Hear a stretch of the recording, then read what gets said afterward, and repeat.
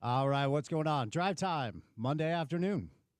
8 minutes past the hour of 2 o'clock. Scorching hot Utah August day outside. And as it is every single day, it's good to have you along for the ride. Spence Checketts back behind the mic. Good to be back.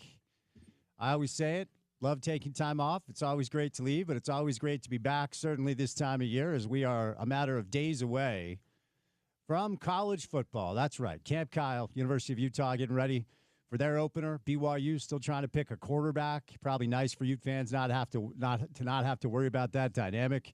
All six of our in-state D1 teams have opened up fall camp, and we are high speed ahead to game day. So a lot of college football, not just on the show today, but we're going to start to move a lot of our coverage over into that space. Of course, one eye on the NBA offseason, one eye on the Utah Jazz. Of course, camps have opened in the NFL. We'll keep you up to date on any storylines concerning both pro and college football in the program. But fall is almost here as we have officially turned our calendars to August. Great to have you guys with us. Thank you for making us a part of your day. A lot of options out there. So when you pick us, we very much appreciate it. My name is Spence Checketts. I host this program. Porter Larson producing the show today, and we are back together after some time off, sharpening the sword, as they say. A little vacation. That's a Stephen Covey principle. RSL midweek clash. The Leagues Cup rolls on. RSL playing a couple of matches last week.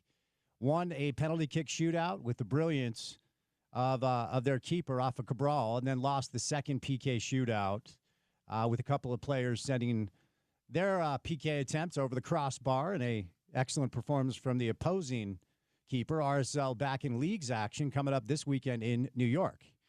Speaking of soccer, the Utah Royals trade Ali Setnor, the number one pick from 2024, who was by far their best player, for a record financial haul, but no players in return. So a club ethos of selling players after they play well continues with the compendium of assets now controlled by the Miller family under that umbrella. So a little RSL in the program, of course. Luka Doncic gets his max extension from the L.A. Lakers, celebrates it at a Backstreet Boys concert. My guy. LeBron James not present at the press conference, which, of course, everybody's up in arms about as well. So some NBA offseason stuff. De'Aaron Fox got paid today with the Spurs, 4 years, $229 million. Dame Lillard is back in state. He's the new general manager of Weber State men's basketball. Of course, he still has NBA basketball to play of his own right as he recovers from that Achilles. He's got a 3-year contract back with the Portland Trail Blazers. So a little bit of NBA offseason news, but not a ton going on. It's kind of the quiet time on the NBA calendar. So a lot of college football, a lot of pro football, a little RSL on the show today. Cam Young, a great story on the PGA Tour. Cameron Young wins the Wyndham Championship, becomes the 1,000th winner of a PGA Tour tournament. Cam is a bright young superstar in this sport, but when it comes to learning how to win golf tournaments, that is a progressive lesson that you have to learn step by step. 12 top 10s and 7 runner-ups in his, I think this is his 4th year on tour. And he smoked through the competition at the Wyndham. Bogeyed 17 and 18, but it didn't matter. He had an 8-stroke lead after having 5 birdies in a row after bogeying 1. Tony Finau, decent weekend for Tony. I don't know that the Ryder Cup will be part of his future. He finished at 4 under par, which is tied for 44th. So, little golf, college football storylines, camp storylines as camp has opened. We'll get to a bunch of that on the program. We have a good guest list today. We'll start things off with Belle Frazier. Belle covers the Utah Mammoth for the Salt Lake Tribune. And it was Mammoth Week last week that concluded in St. George, where Clayton Keller was signing autographs for some people down south. So the Mammoth have made a bunch of different additions, a couple of subtractions from that team that had a really good year a season ago. So we'll get to some hockey storylines with Belle, one of our favorites from the Tribune. Josh Furlong will stop by to talk some Utah football, some Camp Kyle, as we are just days away from an actual game that we'll be able to cover here on your home of the Utes, ESPN 700. We'll play you some sound from some camp. One of the things that I was listening to earlier today, and I just got a chuckle out of it because a lot of the attention surrounding the offensive line with a couple of all Big 12 potential players and maybe 3 or 4 NFL draft picks. Coach Witt, when asked about it, he said, well, they better be good because everybody's telling them they're good, including me. So we'll get you some sound from coaches and players, Utah camp, coming up. Pablo Mastroeni will stop by, the head coach of RSL. It's the potentially busiest stretch of the year for our local soccer club, so we'll talk some League Cups, the stretch run in MLS, and some reinforcements on the way, as Pablo has alluded to on this show quite a bit. Bell Frazier, Josh Furlong, Pablo Mastroeni, some camp sound from Utah football camp, me, Spence Checketts back in the chair, and Porter Larson, who typically lets that music roll instead of my dry music bed that makes me feel like I'm lost in an ethos. I'm sorry. We got to get that opening tip sponsored. Well, we've got to get our rhythm back. I mean, we haven't done a show together in like 10 days. This too. You've been, I don't know, gallivanting. Gallivanting is one word. And we got to, kind of reconfigure, I guess. Call this like a fall test run. Yeah, there you go. Played a lot of mediocre golf. Sat by the pool quite a bit. Tried to decompress. Let me ask you this, because you took some time off too. When I take time off from doing this radio show, I don't pay attention to much. I deleted social media from my phone. I was not on Instagram. I was not on Twitter all week long. TikTok or whatever the hell the kids are doing these days. I turned off alerts from ESPN and Fox and Bleacher Report and NBA. Because I was with family all week. It was a family reunion situation. Like, my cousin was like, hey, who's going to start for BYU at quarterback? I'm like, well, tune in next week 2 to 6 because I'm on vacation. You can listen to what I have to say next week when I'm back on air. You were off last week for a few days as well. When you take time off, do you pay attention to anything that happens in the sports world? No, but not necessarily always by choice. I'm not I'm not shunning the sports world by any means, but I'm usually in a deep canyon or at elevation where there is clearly no cell phone service. As you know, Spence, as you have probably gotten used to, if you try to get in touch with me outside of like normal sports times or showtime, you may get like the send with satellite or something because I'm not there. I'm not available. And then, when I get down into cell phone service, I usually catch up on a bunch of stuff. This is always funny because it's not just the sports world for me. I will be often spent 3, 4, 5 days up in the mountains, and then I'll come in back to reality. This happened last summer when a particular government official got shot, right? When you come back down into like a different state of the world or different news or breaking news, it's sometimes quite jarring. But that's very regular for me.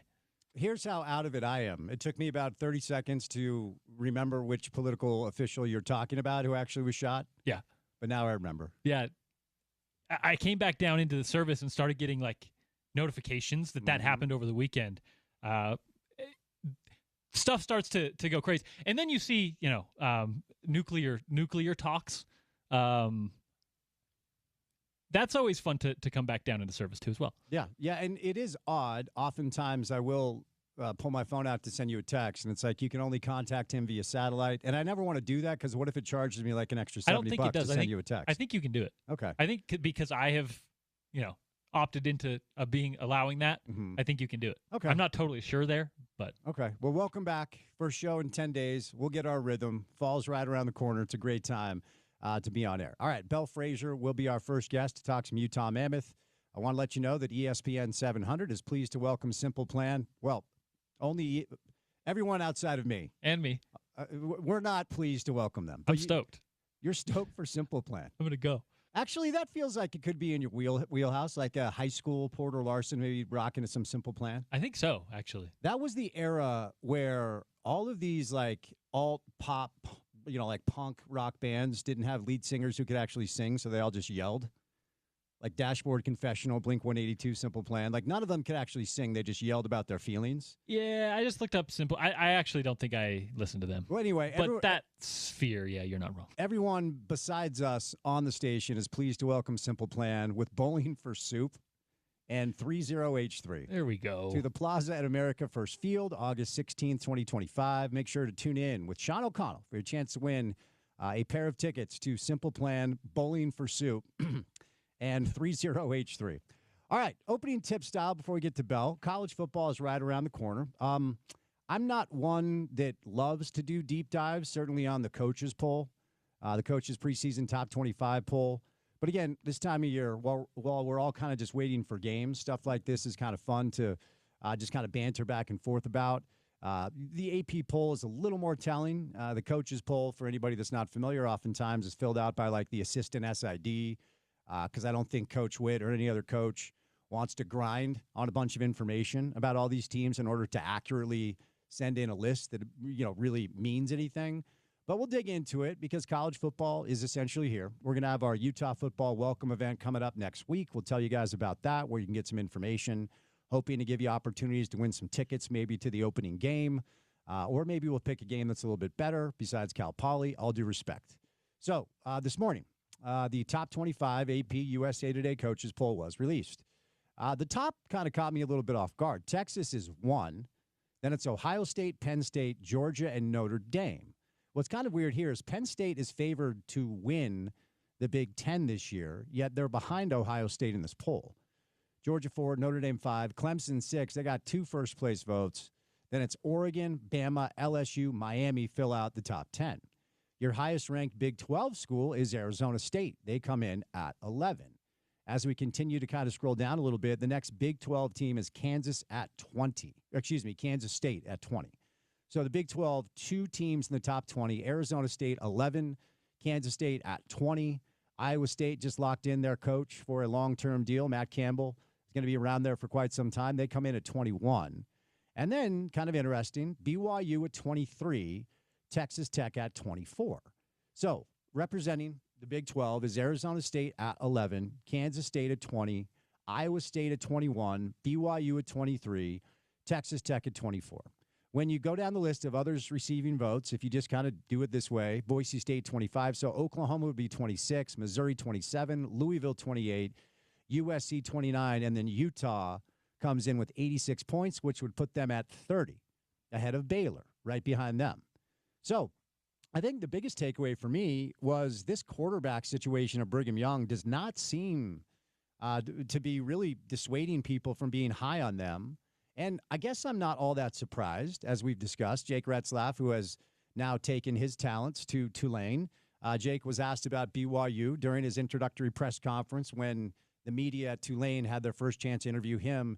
He said very nice things about his experience at BYU that obviously featured a lot of highs last year as a starting quarterback that led them to an 11-win season and an Alamo Bowl win over Colorado.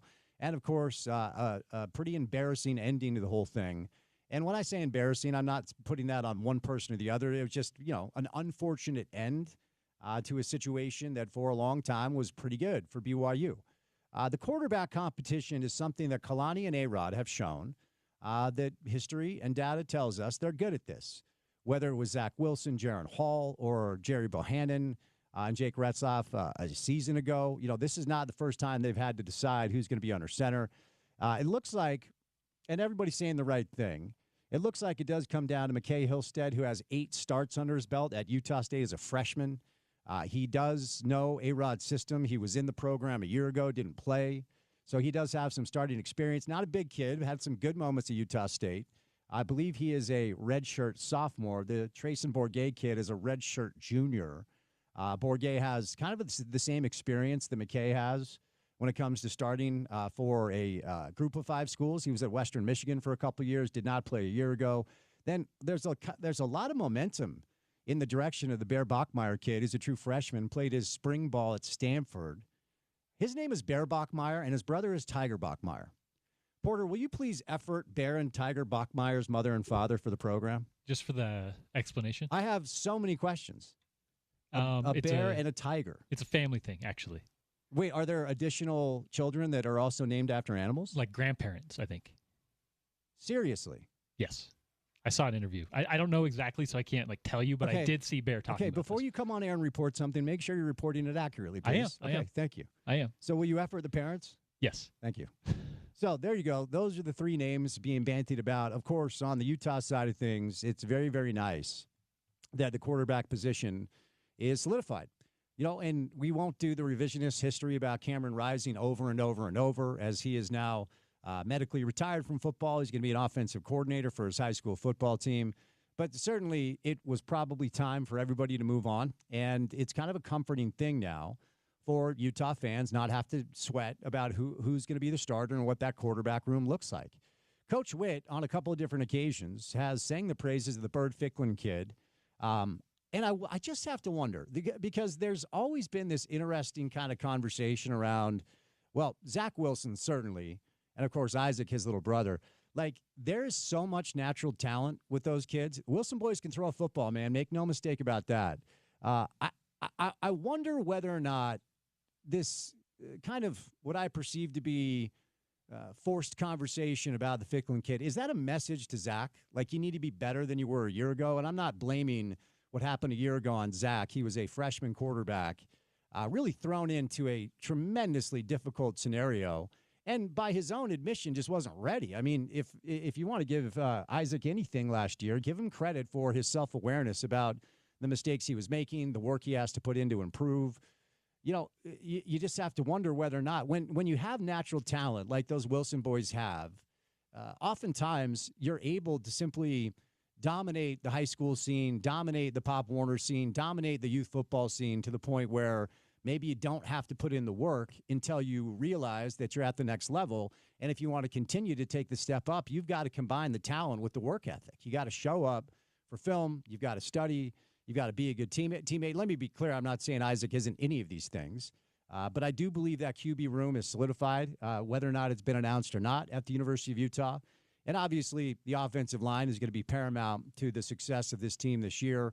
Seems like every single preseason publication I read or every preseason podcast I tune into, the first thing that's talked about with the University of Utah is Jim Harding's positional group. And again, we're going to let you hear some sound a little bit later on. And I got a chuckle out of Kyle, basically saying, well, yeah, the offensive line is going to be good. Oh, well, they better be good because everybody's telling them that they're good, including me.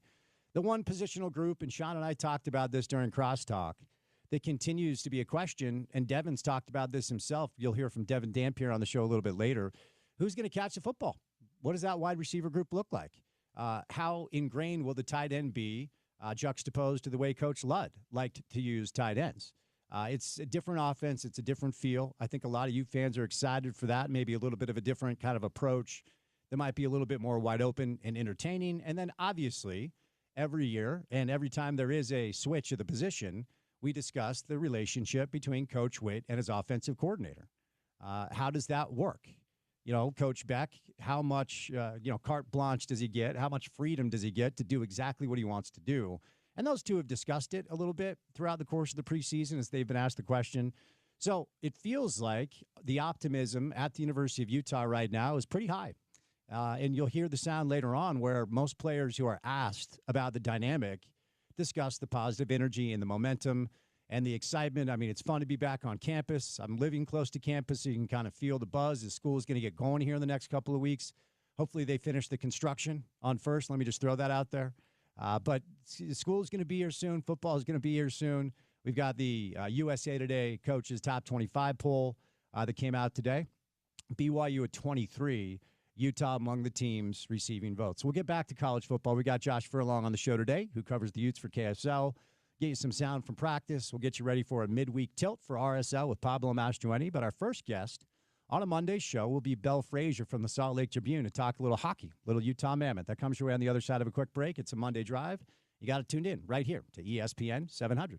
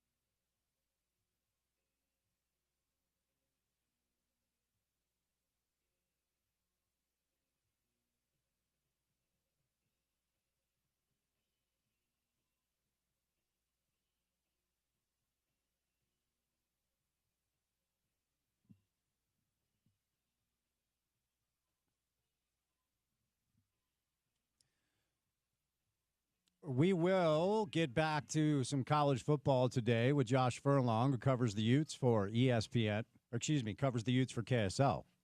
We are ESPN 700. He will join us. We have Camp Sound later on as fall camps are underway for all 6 of our D1 teams here locally. RSL with a midweek clash coming up for Leagues Cup action, so Pablo Mastroeni stops by. But we are going to blink, and it is going to be time for the second season of the Utah Mammoth here in our market. And our next guest covers the Mammoth for the Salt Lake Tribune, Belle Frazier, on a Monday afternoon. Hello, Belle. Happy Monday. How are you? Good. How are you? I'm good. So any downtime, any vacation? I mean, this is kind of the time of year, Belle, where if you're going to take some vacation, it feels like this has got to be it. Yeah, no official vacation. I went back to New York and Boston, where all my friends and family are for 2 weeks. Wrote some stories there, but it was definitely nice to not be so deep in the Utah Mammoth news for a second, take a bit of air. And now I'm so ready for the season to start, really counting down the days until even training camp and preseason, just so we can get things going for sure. All right, Belle, here's where I want to start. What gives you the most confidence that next season, that proverbial next step will be taken and we could actually experience Stanley Cup playoff hockey in Salt Lake? I think the obvious answer there and the easy one, I guess, is just seeing who they brought in so far this summer. And I think the biggest top 6 reinforcement is JJ Peterka, who they traded for from the Buffalo Sabres. You know, they traded Michael Kessering and Josh Stone, who I know people were very sad to see leave, but they didn't have to give up any prospects or their first overall pick. This trade came before the draft, and I know people were nervous that maybe they would have to give up the pick to get someone like Peterka, but they didn't. And what's really good about him is his age. You know, he's right in the range of Logan Cooley and Dylan Guenther. He's 23, and his ceiling's really high, and he is a finisher. He had a 30-goal season, and, you know, I've talked to a lot of Buffalo media, and they think that he's going to score a lot more throughout his career, and he's going to be happier in Utah. You know, there are reports that he just didn't want to be in Buffalo, and he kind of forced his way out of there. So I think the new environment, the new setup, and a team that's really on an upward trajectory for him that'll give him an opportunity to play top minutes, to be on the power play, will be really important for Utah, because that's something that they were missing a bit last year, you know, going into a third period, being down a goal or not being able to extend the lead. They had trouble scoring. So I think someone like Peterka is important. And then you also just look at the more veteran leadership they brought in, Brandon Tanev and Nate Schmidt.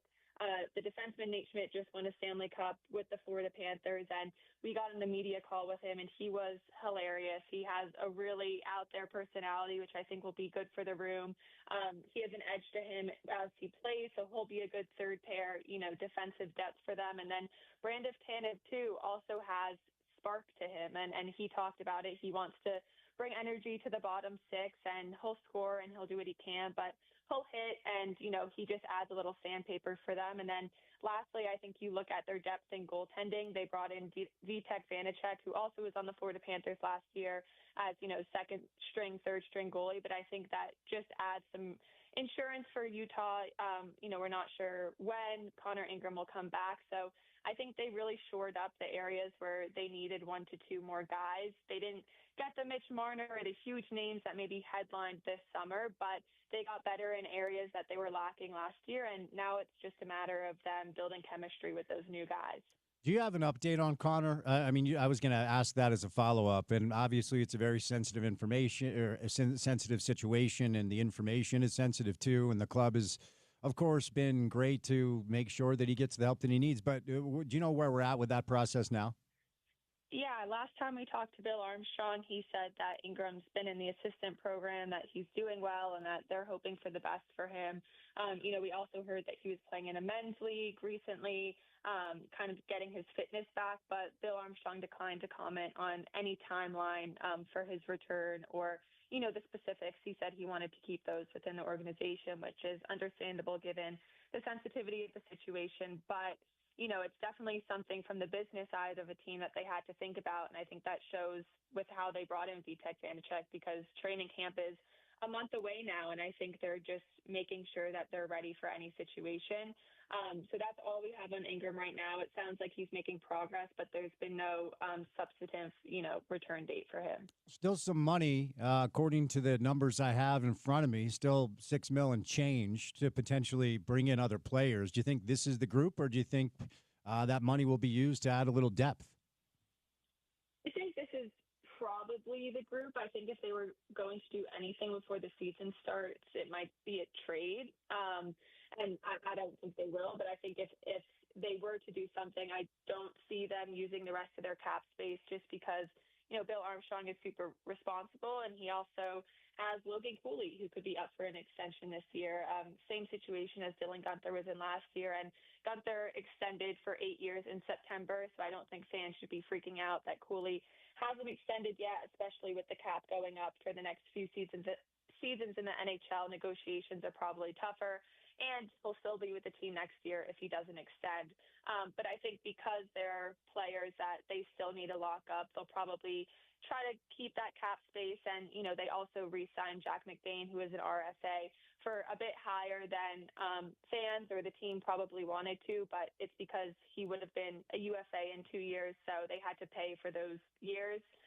He got $4.25 million on his average annual value. So I think they put their money where they wanted it, and I don't see them overspending for something. Because right now, the internal competition that they have with the players they have right now, their prospects, the guys in Tucson, is probably the best it's been for this organization.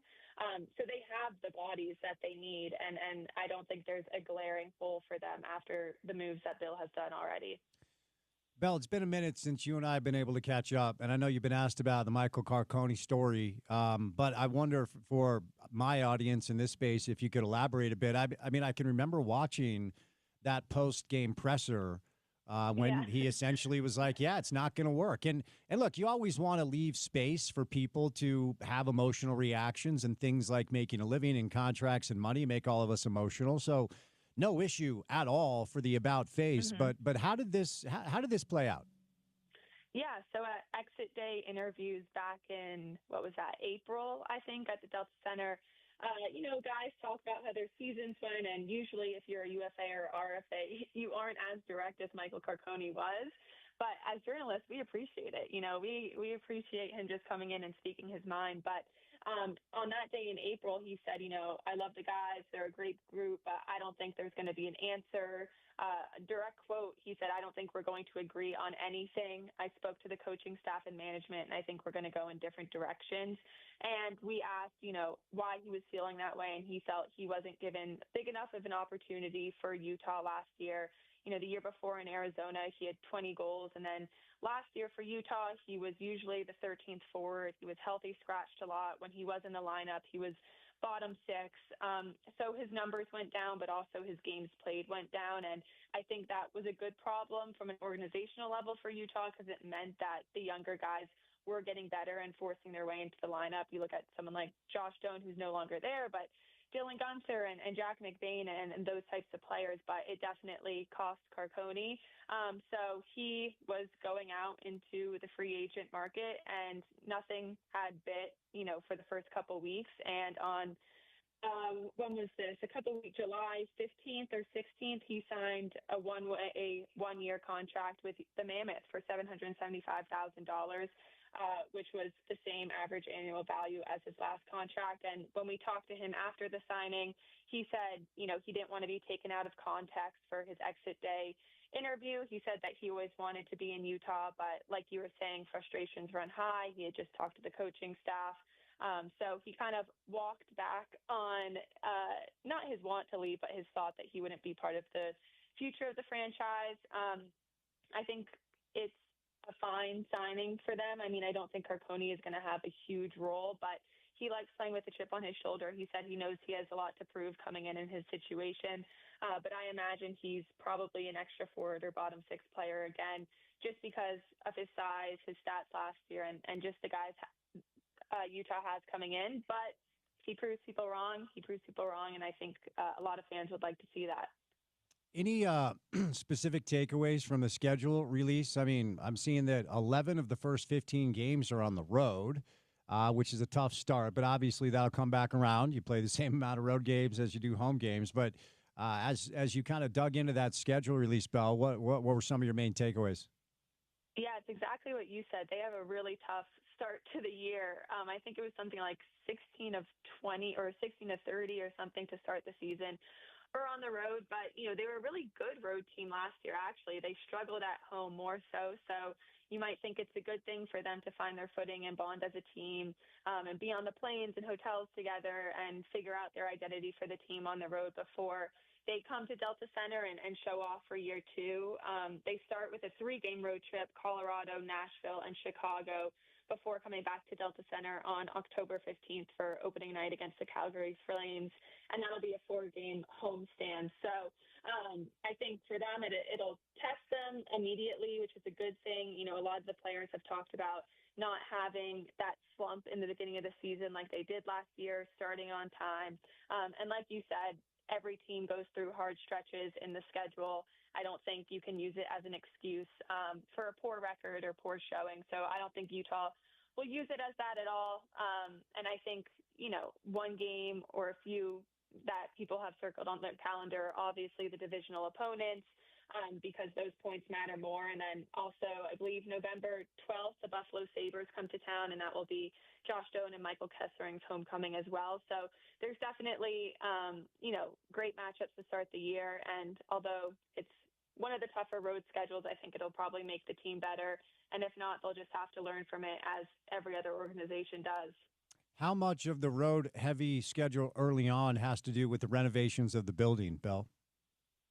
That's what we thought, but they're scheduled to play preseason games at Delta Center. Their last 2 preseason games, I believe, at the end of September are scheduled to be at Delta Center, and those will be the first, event at Delta Center since the renovation. So I imagine those games won't be the full effect. There'll definitely be things that aren't fully ready yet, but supposedly as of now, those are supposed to be at the arena, and we haven't gotten, any changes on that. So I'm sure it helps the Delta Center crew that they'll be gone for the first week of the season, but I don't think that's because there's any delays or change in schedule for the renovations. I think that's all on track, and, this just gives them a bit more time to get everything ready for opening night. I was having an interesting conversation. I had a little family reunion last week and chance to catch up with a lot of my family who I don't see very much, who are big sports fans, and we were just kind of comparing the project of the Jazz rebuild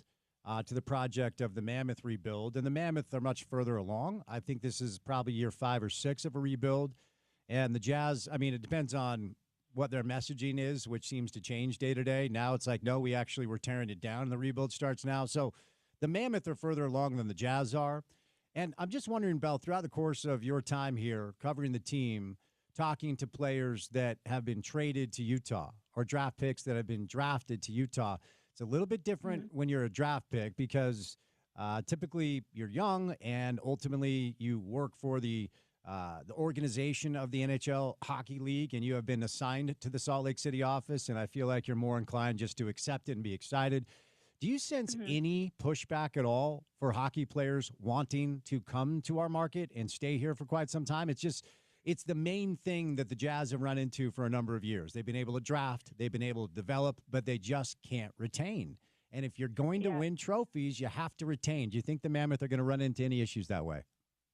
Yeah, I think there's been a clear shift with the NHL and NHL players and NHL fans' perspective on Utah. And I know you're saying how the draft picks don't really have a choice to be in Utah, but I think the narrative around them has been really different for the NHL. And I was actually talking to, Andy Larson, our Jazz writer, because it was around the time where all the Ace Bailey drama was happening, and then which got resolved, but these Utah players get drafted, and, a lot of them were saying, I wanted to be in Utah. I was hoping I got drafted by Utah. I'm so excited to be here.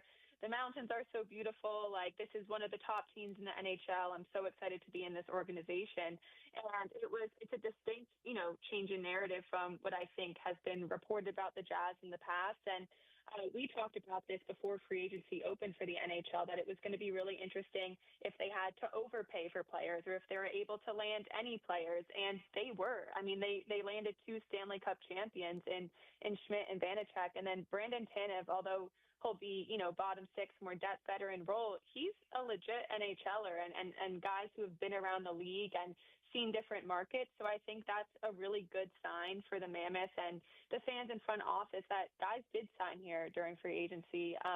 And a lot of guys re-signed as well. Ian Cole re-signed, Alex Kerfoot re-signed, Jack McBain re-signed, Dylan Gunther re-signed. Those are pieces of your core moving forward.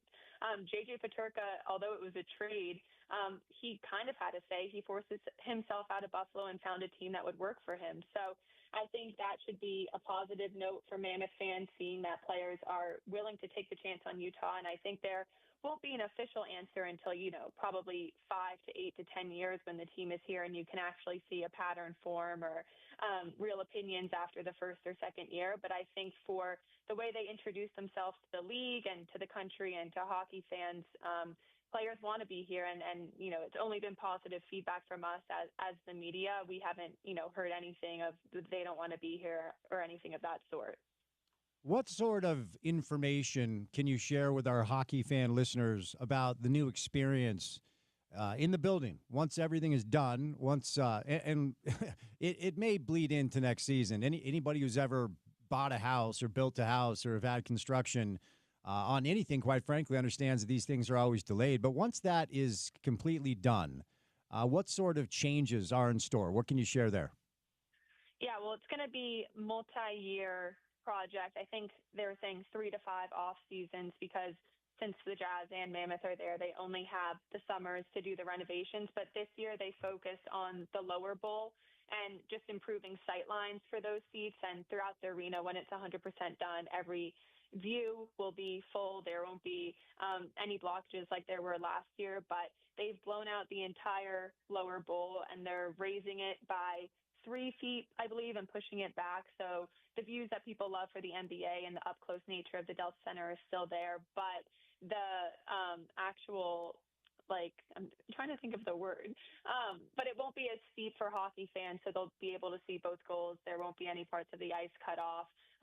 So that's kind of the tangible things they're working on. And then in the end of the project, there's going to be a new parking garage. There'll be a downtown plaza. The entire downtown area around the Delta Center is kind of being reinvented, but people are going to have to wait a bit for that. And I think the biggest thing that we haven't even been let in on because it's going to be a surprise on opening night is just all the branding around the Mammoth.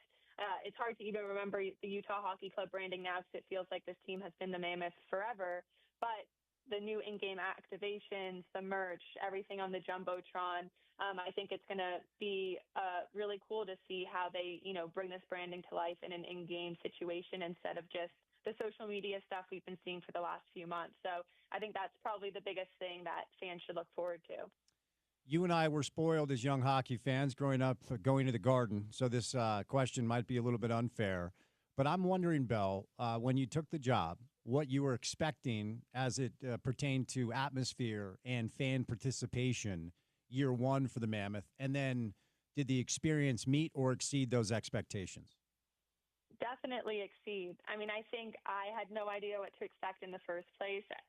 And the players and coaches have said the same thing. But I think I wrote about this in a column, but opening night was so special and magical because I think you saw that Utah shows up, and Ryan Smith and everyone here had been saying it for years when they finally got the NHL team. And it was true. And that was one of my favorite parts of this entire season was just watching this community fall so in love with hockey, but also be so dedicated. I mean, there wasn't one night at the Delta Center this year where it wasn't sold out or close to sold out and loud and people asking questions and coming up to us and creating new chants and creating new fan tradition. So beyond the hockey, I think that's been the best part of being in Utah so far is just seeing how these fans have embraced the team, have embraced the league. And I imagine that just, times 100 for next season because a lot of people are more excited about it. But yeah, definitely exceeded expectations. And I think it surprised a lot of people just in the NHL and in hockey in general,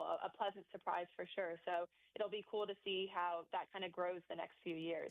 Do you have any insight or maybe inside information about how ticket sales are going? I mean, tickets are available. And then in addition to that, corporate sponsorships, as far as how this team is being supported. We oftentimes on this show expand that conversation to all of our products here, our sports properties here, and then the potential of the Millers bringing Major League Baseball. I know we're growing. We're growing as far as the population goes. We're growing as far as simply economic stimulation goes, businesses moving here and such. But is the hockey team being supported with ticket sales, corporate sponsorship, the way it needs to? It seems like it is. I'm not sure about corporate sponsorships. I mean, I can reach out to SEG about that. That's more obviously corporate. But in terms of ticket sales, it sounds like a lot of people have put in deposits for season tickets. You know, last year when they opened it, before the games even started, they sold out of the deposits on the very first day. And we interact with a lot of fans on Twitter, and a bunch of people who just had single game tickets last year committed to half season or full season tickets this year. So yes, I don't have, exact numbers. I think they'll release those closer to the season when everything is sold out, and we'll get, the preseason numbers. But it really seems like the support is coming through in ticket sales. And I think you can just see it in the prices of tickets too. Unfortunately, it's not cheap to get into Delta Center. I was looking at the prices the other day, and for opening night, I think the cheapest ticket to get in the door is $250. So the only reasons the tickets are super expensive out here right now is because of the demand and because there's so few left. So I think that's a good sign. And like I said, we'll get specifics on that closer to the season. But from the general feel of it, it seems like people are going to fill out Delta Center for year two. All right, Belle, before I set you loose, tell us about Mammoth Week. I'm kind of learning about this in real time. What did the hockey club, and I'm not saying that as their name, I'm just referring to the Utah Mammoth as a hockey club, so everybody calm down. Yeah. What was Mammoth Week? What did this entail? It was a really cool initiative from the team. It was, a statewide summer event, and they stopped in 7 locations. It was Logan, Provo, Park City, Cottonwood, Ogden, Enoch, and St. George for like a week, July 26th to August 12th. And they did, different merch setups. They did ball hockey, street hockey, on ice, affordable clinics, and they had special guests at each stop from the team. It was a lot of, the SEG broadcast team, and then Clayton Keller was in St. George on August 2nd for the final day. He was taking pictures, signing jerseys, talking to fans. And, the main purpose of it was to just get hockey and the NHL team outside of downtown and throughout the entire state. And I was talking to Matt McConnell, who everyone knows is the play-by-play announcer for the team, and he was on a couple of the branches of the Mammoth Week tour, and he said he was blown away by the outcome and how many people showed up and how many kids were so excited, even though they were a 6-hour drive from Delta Center at the time. So I think it just talks to the team's dedication to not just make it the Salt Lake City Mammoth and make it really a community asset for the entire state. So, that's just one event they did. And that's something I've been impressed with for sure is all they do on the side of the hockey team actually on the ice. Belle, thanks so much for the time. We're going to blink, and October will be here. So hockey right around the corner. Have a great week and be well, okay? Awesome. Thank you. All right, Belle Frazier covers the Utah Mammoth for the Salt Lake Tribune. Just a phenomenal hire. She's done a great, great job. I wonder how long she'll be here. At Belle Frazier 1 is where you find her on Twitter. You can support her at sltrib.com and subscribe and support our good friends over at the Trib. The Utah Mammoth will begin play with a road-heavy schedule starting on Thursday, October the 9th at Colorado. 11 of the first 15 games away from Delta Center. Their home opener will be Wednesday, October 15th against Calgary, and tickets are on sale now. All right, we'll catch a quick break. We got 1 hour in the books, 3 hours to go. We'll switch gears and talk Utah football with Josh Furlong. Joins us on the other side, then Pablo Mastroeni later on. We will say goodnight at 6 o'clock on a busy edition of a Monday Drive right here on ESPN 700.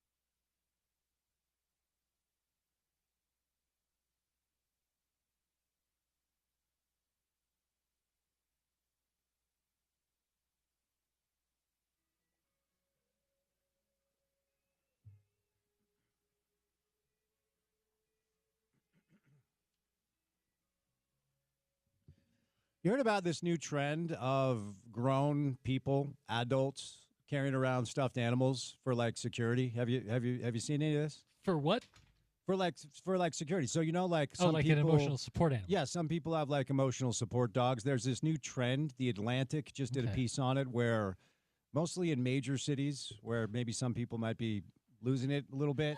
uh, Grown adults are carrying around stuffed animals to Huh. calm their central nervous system. Do you Okay. have any thoughts on this? I, I think you got to do what you got to do. Okay. I don't like the trend. Mm-hmm. I think it says something maybe about your fortuity. Okay. Listen, I had a blankie for a while. Okay, nothing wrong with that. I had a blankie until I was at college. So Did you call it Blanky until you got to college? yeah, yep.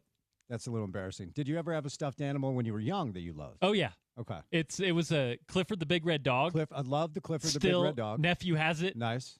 and if he's ever like rough with it, I'm like, hey, Be nice to Clifford. you keep that nice. I had a giant bear There you go. with a yellow jersey, number 33, and his name was Kareem Abdul-Jabbar. It's a real story. There you go. See, I loved that bear. emotional support bear. Josh Furlong brings emotional support to the program on a Monday. Josh, This is true. did you have a stuffed animal that you love? Well, maybe you're part of this trend. Are you currently carrying around a stuffed animal? Heck no, and I don't get it. But I did have a stuffed animal till I was like 5 or whatever. There's video of my dad back, and so like I beat the crap out of that stuffed animal. And my mom, she was the seamstress, and so she would like take it apart and try to fix it. Well, like she took it apart and I couldn't find it, so I asked him where it is, and he's on video saying he's dead, and I'm just like, oh my gosh, like, jeez. so traumatizing. Yeah. But, no, I'm not a stuffed animal guy. Well, Josh, you can trauma dump on this show at any point. Do you still want to be friends with Porter, even though you just found out he called his blanket Blanky up until he was 18 years old? Yeah, that's questionable. Yeah, I mean, like, well. did he take it to his dorms and like Yes. sleep with it? Yes. Okay. I mean, to each their own. You find comfort in what you find your comfort in. I guess. At least you didn't call it like Whoopi or something, because Blanky's better than some corny nickname. Anyway, let's move on, Josh, and let's talk Utah football. I saw that you recorded a pod. I'll tune in certainly later on this week, as I do for all of Josh's pods. Main storylines, week 1, Utah football camp, go. Yeah, I'd say just kind of the optimism around this offense. I mean, it's easy, coming in, and anything better would be optimistic compared to what Utah had last year. So I don't know that it's crazy, but at the same time, I think there's genuine belief that this offense is pretty special. Kyle Whittingham talked about how this team came in from the spring. They made progress. You could tell that they worked in the off season, and they didn't really take a step back. Sometimes when you get into this first day of fall camp, Kyle will talk about, we got to get these guys ready. We got to get them remembering that the football season's up. This was a completely different tone from Kyle, and it just seems like there's this real purpose for the offense, right? Like, a lot of these guys weren't even on the roster last year, but I think they've bought in to kind of the mindset that whatever happened last year was not good enough. And so you're seeing a team collectively come together, wanting to improve, wanting to be better. And at least by all accounts from the first week of the season, things have been trending in an upward momentum, and I think things are in a positive way right now for the youth. Wide receivers, Josh, wide receivers. Where are we at? Give us some names. Who do you think is going to be catching passes from Devin this year? Yeah, I mean, it's still TBD, right? Like, I mean, until they prove it on the field, it's tough to know. But I think based on kind of what we've heard, Tobias Merriweather and Larry Simmons, 2 guys that came in in the spring portal, so after spring camp, have really kind of embraced their roles at Utah as being kind of the top guys. They both have a great frame to be able to be great assets for Devin Dampier. I mean, if you saw the tweet that Utah made where Isaac Wilson threw it to Larry Simmons, kind of shows the level of effort that these players are making. But it sounds like they're doing well. Beyond that, I mean, you have your standard guys in Dadrian Zipper, a guy that's returning, one of the only returners, who seems to be having a good camp. You've got other guys like Ryan Davis, Whitmore, some of these other guys that have done well. And then beyond that, you have Hunter Andrews. You've got, what am I blanking on his name? Dylan Bentley. You got Nate Johnson. J.J. Buchanan, who's a freshman that just got here, has been doing some good things. So, I mean, I think they're at least serviceable, right? Like, we don't know if it's going to be to the level that Utah needs to really be effective, but I think they've got enough players that they feel good about that there's going to be some ways to spread the ball around and not just rely solely on the run game. There have been Ute fans in the past, certainly, and fans are fans. We love them. That's why we have jobs, but have been pining potentially for maybe a little bit of a different offensive approach, something a little bit more entertaining. And that's not entirely true because there have been certain seasons where the offense has been elite. We understand that. This is a different look. It's a different approach, like entirely. Tell Ute fans from a macro level what they're in for Coach Beck's offense. Yeah, I mean, in the basic terms, it's an up-tempo offense, no huddles. It's a team that's going to be running, RPO-based spread-type concepts. I would say they're simplistic in the sense that, it doesn't take a Bible to be able to understand what a wide receiver has to do. They don't have to look at the defense. They don't have to scheme against them and try to figure out what they're doing. It's you run this route, you've got probably an alternative route if something blows up. But for the most part, it's dialed back in a ways that allows this team to be able to just go out there and play football. In the past, with Andy Ludwig, you could have some complex offenses that were challenging, and if it worked, if you had a guy like Cam Rising under center that understood everything, you could have a beautiful run offense. The problem is very few players could pick that up, and so you're going to have a completely different offense that's probably more familiar to these kids. Kids have played RPO style, spread style offenses since high school, maybe even younger. And so I think it's just more of a simplistic mindset of being able to attack the game. Utah's going to still try to emphasize, the run game. They're going to utilize that to be able to set everything up. And I just think there's going to be a lot of opportunities available for this team. It could include options. It's going to have some bubble screens. You've got to have some downfield threats, and then you obviously have your run game. So I think it's just much more dynamic in just simplicity. But I think it's going to be one that if they can get everything hitting on the right notes, you could do some damage, especially with that offensive line and keeping some tempo, keeping the defenses guessing. Devin Dampier really making guys on the defensive side not understand what they're doing. So simple, but still effective in what they're able to do. For a fan base that certainly will probably be traumatized for a while about a quarterback potentially being injured, when it comes to protecting Devin, I mean, obviously having maybe the best offensive line, not just in the conference, but among the best offensive lines in the country will help. How much of this quarterback run game will be design quarterback runs? How much of it is RPOs? How much of it is Devin's decisions? How much of it is Coach Beck's calls? I think it's all of that, honestly. I mean, I think it's one of those things where everything's on the table. I don't think it's one of those where they're going to have a designed thing where you say, okay, we're going to run it X amount of times from Devin. We're going to have, Wayshawn run it X amount of times. It's going to be dynamic and based on kind of what the defenses are giving you. Devin Dampier will have designed runs. Those designed runs will also have options off of it. It'll have a bunch of different looks that are going to allow this team to be able to move. So I don't know that there's like one set thing, but I think, you're going to try to put the ball in your best player's hands. And Devin Dampier is clearly one of the best players on that roster. And so you're going to utilize him however you can, whether that's him passing. And Jason Beck talked a lot about this last week about he's more than capable in the passing game. They just had, different talent around him that wasn't able to kind of make it work. So, you're going to see him develop that. I've heard from a numerous amount of guys that he's one of the best passers that they've seen running, like he can go on the run and he can have accuracy on the run. So, you're going to see a lot of different looks from him. I don't know that it's going to be mapped out entirely in terms of what it's going to be. But, I mean, this is a guy that only took 4 sacks last year. So, given the offensive line that he has this year versus last year, you have to at least like the chance that he's going to be protected. But freak things happen, and you never really know. So Wayshawn Parker with a solid season at Wazoo as a freshman, close to 800 yards, over 5 yards per carry, which obviously is a great number. Does it feel like that he has separated himself as RB1, and what does the rest of that room look like? Yeah, I mean, something would have to change for him not to be that guy. I mean, he's saying all the right things. He's doing all the right things. he's coming in with a bit of confidence on his side. He thinks he can get to 1,500 yards this year, at least cross the 1,000-yard barrier, and I think that would be great for Utah. But I think he's, unless somebody takes it from him, he's the guy, and I don't see that happening right now. But beyond that, you have Nakari Rogers, who was with New Mexico last year, so he understands the system. Wayshawn was a bit banged up in spring and had to have a minor surgery, and so that gave Rogers an opportunity to really kind of hone in and take those first-team reps. And he did really well with it. So I think you're going to see him, if not on short yardage situations, third down situations, try to move that.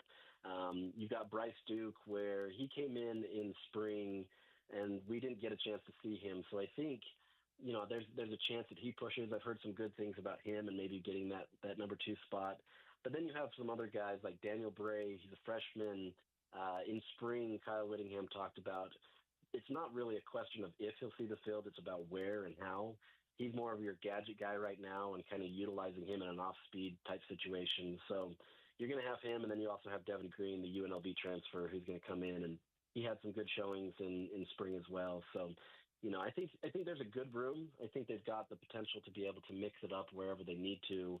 But I think one that would push them the most right now is Nakari Rogers and Bryce Duke. But it still remains to be seen kind of where they're at. And I'm really curious to see how they stack up this week, especially when pads get on and kind of how they attack the defense. As we have all learned, and it's not just a Utah dynamic, pretty much everywhere, you got to have at least a couple of quarterbacks ready to go. If not, sometimes 3, maybe sometimes 4 or 5, if recent history shows anything about Utah football. Coach Jason Beck was asked last week about the quarterback room and the dynamic of what's going on behind Devin. He alluded to, this was Wednesday, said, quote, "We're not too far away now from starting the game plan for UCLA. We have 2 scrimmages along the way. By the end of that second scrimmage, we'd really like to have an idea of what we're doing," after asked about the backup quarterback situation. Of course, it's Isaac Wilson, who we saw in spot duty. Well, not just in spot duty. We saw him more than anybody was expecting last year, and it didn't look great. And then this Bird Ficklin kid that's getting a lot of love from the coaching staff. Can you give us an idea of where we're at in this race for QB2? Yeah, Bird has definitely been making a push, right? I think he's pushing Isaac a ton. He is a true freshman, and so I think there's, I don't want to call it hesitancy, but I think you learned a lot last year with Isaac being a true freshman that he has to be hands down the best guy for him to take that QB2 spot. I think the potential and the way that Jason Beck is running his offense probably fits Bird a little bit more simply because he's similar to Devin Dampier. But I think Isaac has really taken some strides in the offseason. He was saying the right things in spring, talking about how, he needs to be better, how he needs to be a better leader. He understood all of that. And it, at least, by all accounts, seems like this offense should fit him more. He ran the spread at Corner Canyon, and so I think he understands it. He understands the RPO. He's good in this system, and I think it's more simplistic for him to be able to understand. So I think, if you're going into this, I think it's Isaac's to lose. I think he's got a leg up. I think that 1 year of experience does a lot, but he's going to have to build a lot of trust, right? Not just from the coaching staff, but from the fan base, that if he is the true number 2 guy, Utah has to really like what he's doing. I don't think Kyle's going to go into this season saying, we're just going to give Isaac that because he's a year older than Bird. I think he has to see something different. I think he has to see that he's matured, that he's willing to take the right steps, that he understands that he made mistakes last year. They obviously didn't put him in a great situation, but, learn from that and grow. And I think by all accounts, it sounds like that's happened, but, only they can show. I mean, I go back to that tweet that I was talking about where he threw the touchdown pass to Larry Simmons. Isaac still has an arm, and he still is able to showcase that he can hit tight windows. I think he was just put in a tough position last year to be able to force plays, not understanding the offense the way that he needed to, not check down, get the ball out quickly. And so if he can make those strides, I think he's a good, reliable number 2. I was away last week, and Porter and I were discussing this earlier in the show. In fact, I'll ask you, when you take vacation, like for me, I delete social media from my phone. I delete alerts from any sports outlet. I am disconnected. When Josh Furlong is on vacation, how connected is he to the worlds of sports? I don't know. I mean, I have to be, I think, because I have to edit other people's stories. So I try as best as possible to kind of push it all aside, but there's always something that I'm looking for. I think it's really just kind of finding the right balance for you. For me, I like to at least be in reach just in case something happens on the beat or something else happens with my workers. And so it's just kind of it's maintaining quiet without fully disconnecting. I quite honestly, I'd love to just fully disconnect sometimes. I think it's great. I just haven't been able to do that the last few years. So it's a give or take, but I've found a nice little balance where I don't feel overly stressed by it by all means. I guess it's different because you actually have people that report to you and rely on you. I am an island. Porter and I, we kind of do our thing. We have nobody that needs to worry about us. We don't need to worry about them, so it's different. But I bring it up because I had heard of the Salisi kid, but when I was kind of re-entering the atmosphere and installed the social media apps on the phone that you use for information, the story was everywhere, was all over the place. So walk us through this. How close was Utah to landing him? Did they think they had him? And why ultimately did he land at Tennessee? Yeah, so early on, he was supposed to commit. I believe it was July 5th. And around that time, one of the On3 guys, Steve Wiltsong, gave a prediction that said that he was going to commit to Utah. And at that time, it very much so was leaning and trending towards that. He liked everything about his official visit. He liked everything about staying home. But there was always another team, generally being Tennessee. And Tennessee mostly because of the SEC. He really loves the SEC, wanted to play at Alabama, wants to be able to have kind of that star power, behind him. But for the longest time, it really felt like Utah. Now, as it dragged on, it seemed like, Tennessee was creeping in, but at the same time, these were two teams that were pretty evenly matched in terms of the resources and kind of what they wanted for him. And it honestly just came down to the night before of him really settling on Tennessee. I think it's definitely a blow for Utah in the sense that you lose the top recruit from your state, obviously a legacy kid with Ben Moa going to Utah. But I don't like to me, like, I don't get into this level where it's just like the end of the world, right? Like, I think it's one kid, and in the age of the transfer portal, there's just so many more proven commodities that you can get immediately instead of trying to rely on a recruit. Now, don't get me wrong. This is a kid that was a consensus 5-star by 24/7 Sports. There was a lot of upside. His impact on the field on day one likely would have been higher than most. But I think, it's not a big indictment on Utah. They do need to improve. But I think in the age of the transfer portal, if you can hit on the right amount of players, you're going to be fine. And it seems like Utah's done well. We're really going to see that truly this year with their full offense rebuild from the portal. So it's one player. Yes, it's a 5-star. It's a kid that you absolutely need to get it with him in your backyard. But, 17, 18-year-old kids are going to do what they want. And if it means playing in the SEC is, what has drawn him, there's not much you can do at Utah outside of just doubling the money or whatever it is to kind of pull a kid like that. And to your point about the transfer portal, it really changes. It's interesting, Josh, on a number of levels because, it changes the way we cover National Signing Day, National Letter of Intent Day. They used to be like an all-day, covered on the radio, covered on the newspaper, and it's all anybody ever wanted to talk about. And now, while recruiting remains a big piece of what you have to do to acquire talent for your program, the transfer portal has also changed I'll call it the prescient nature of analyzing, these young people who are coming to college out of high school and whether or not they're ready to play college football. It does feel like Brigham Young has made quite the inroads for their 2026 class. From a macro level, where are we at with Utah for their 2026 recruiting class? Yeah, they're far behind. Like, BYU is in a top 25 class and Utah's top 50, right? Had they gotten Moa, there's a chance that they would have been top 30. But it's one where, Utah needs some work to do. At the same time, you're coming off of 2 years that were disappointing. It's not easy to kind of showcase that to kids that have short lifestyle or short lifespans in terms of college sports. And so you've got to be able to brand yourself as a good team right now. And right now, BYU is getting a lot of that momentum. Utah still did better than I think many expected based on how the last couple seasons went. But it's one of those things where you have to maintain good, right? Like, you have to be good. You've got to show it up. You've got to be able to keep that marketability around to be able to make it work. So right now, BYU, not just from an NIL standpoint, but from just all around vibes around the team, has taken that, but it's cyclical, right? You're going to get a lot of that changes. Utah was benefiting a ton because they were in the Pac-12 and BYU was independent.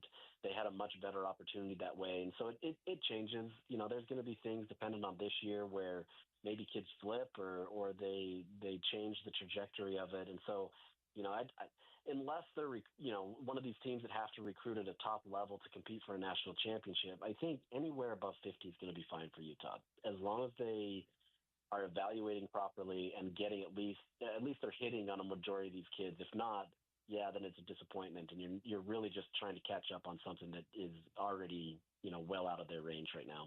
From a local standpoint, how is Utah hanging in? It felt like for about, I don't know, maybe a decade, to your earlier point about BYU's foray into independence and Utah's inclusion into the Pac-12, and of course, Coach Witt and what he's built. It felt like more often than not for a long time, Utah was getting most any local kid they wanted, including for a number of years the Chase Hansons and the Britton Coveys and the kids that felt like they were BYU tried and true, oftentimes ended up in Salt Lake City. What's the dynamic like currently, Josh?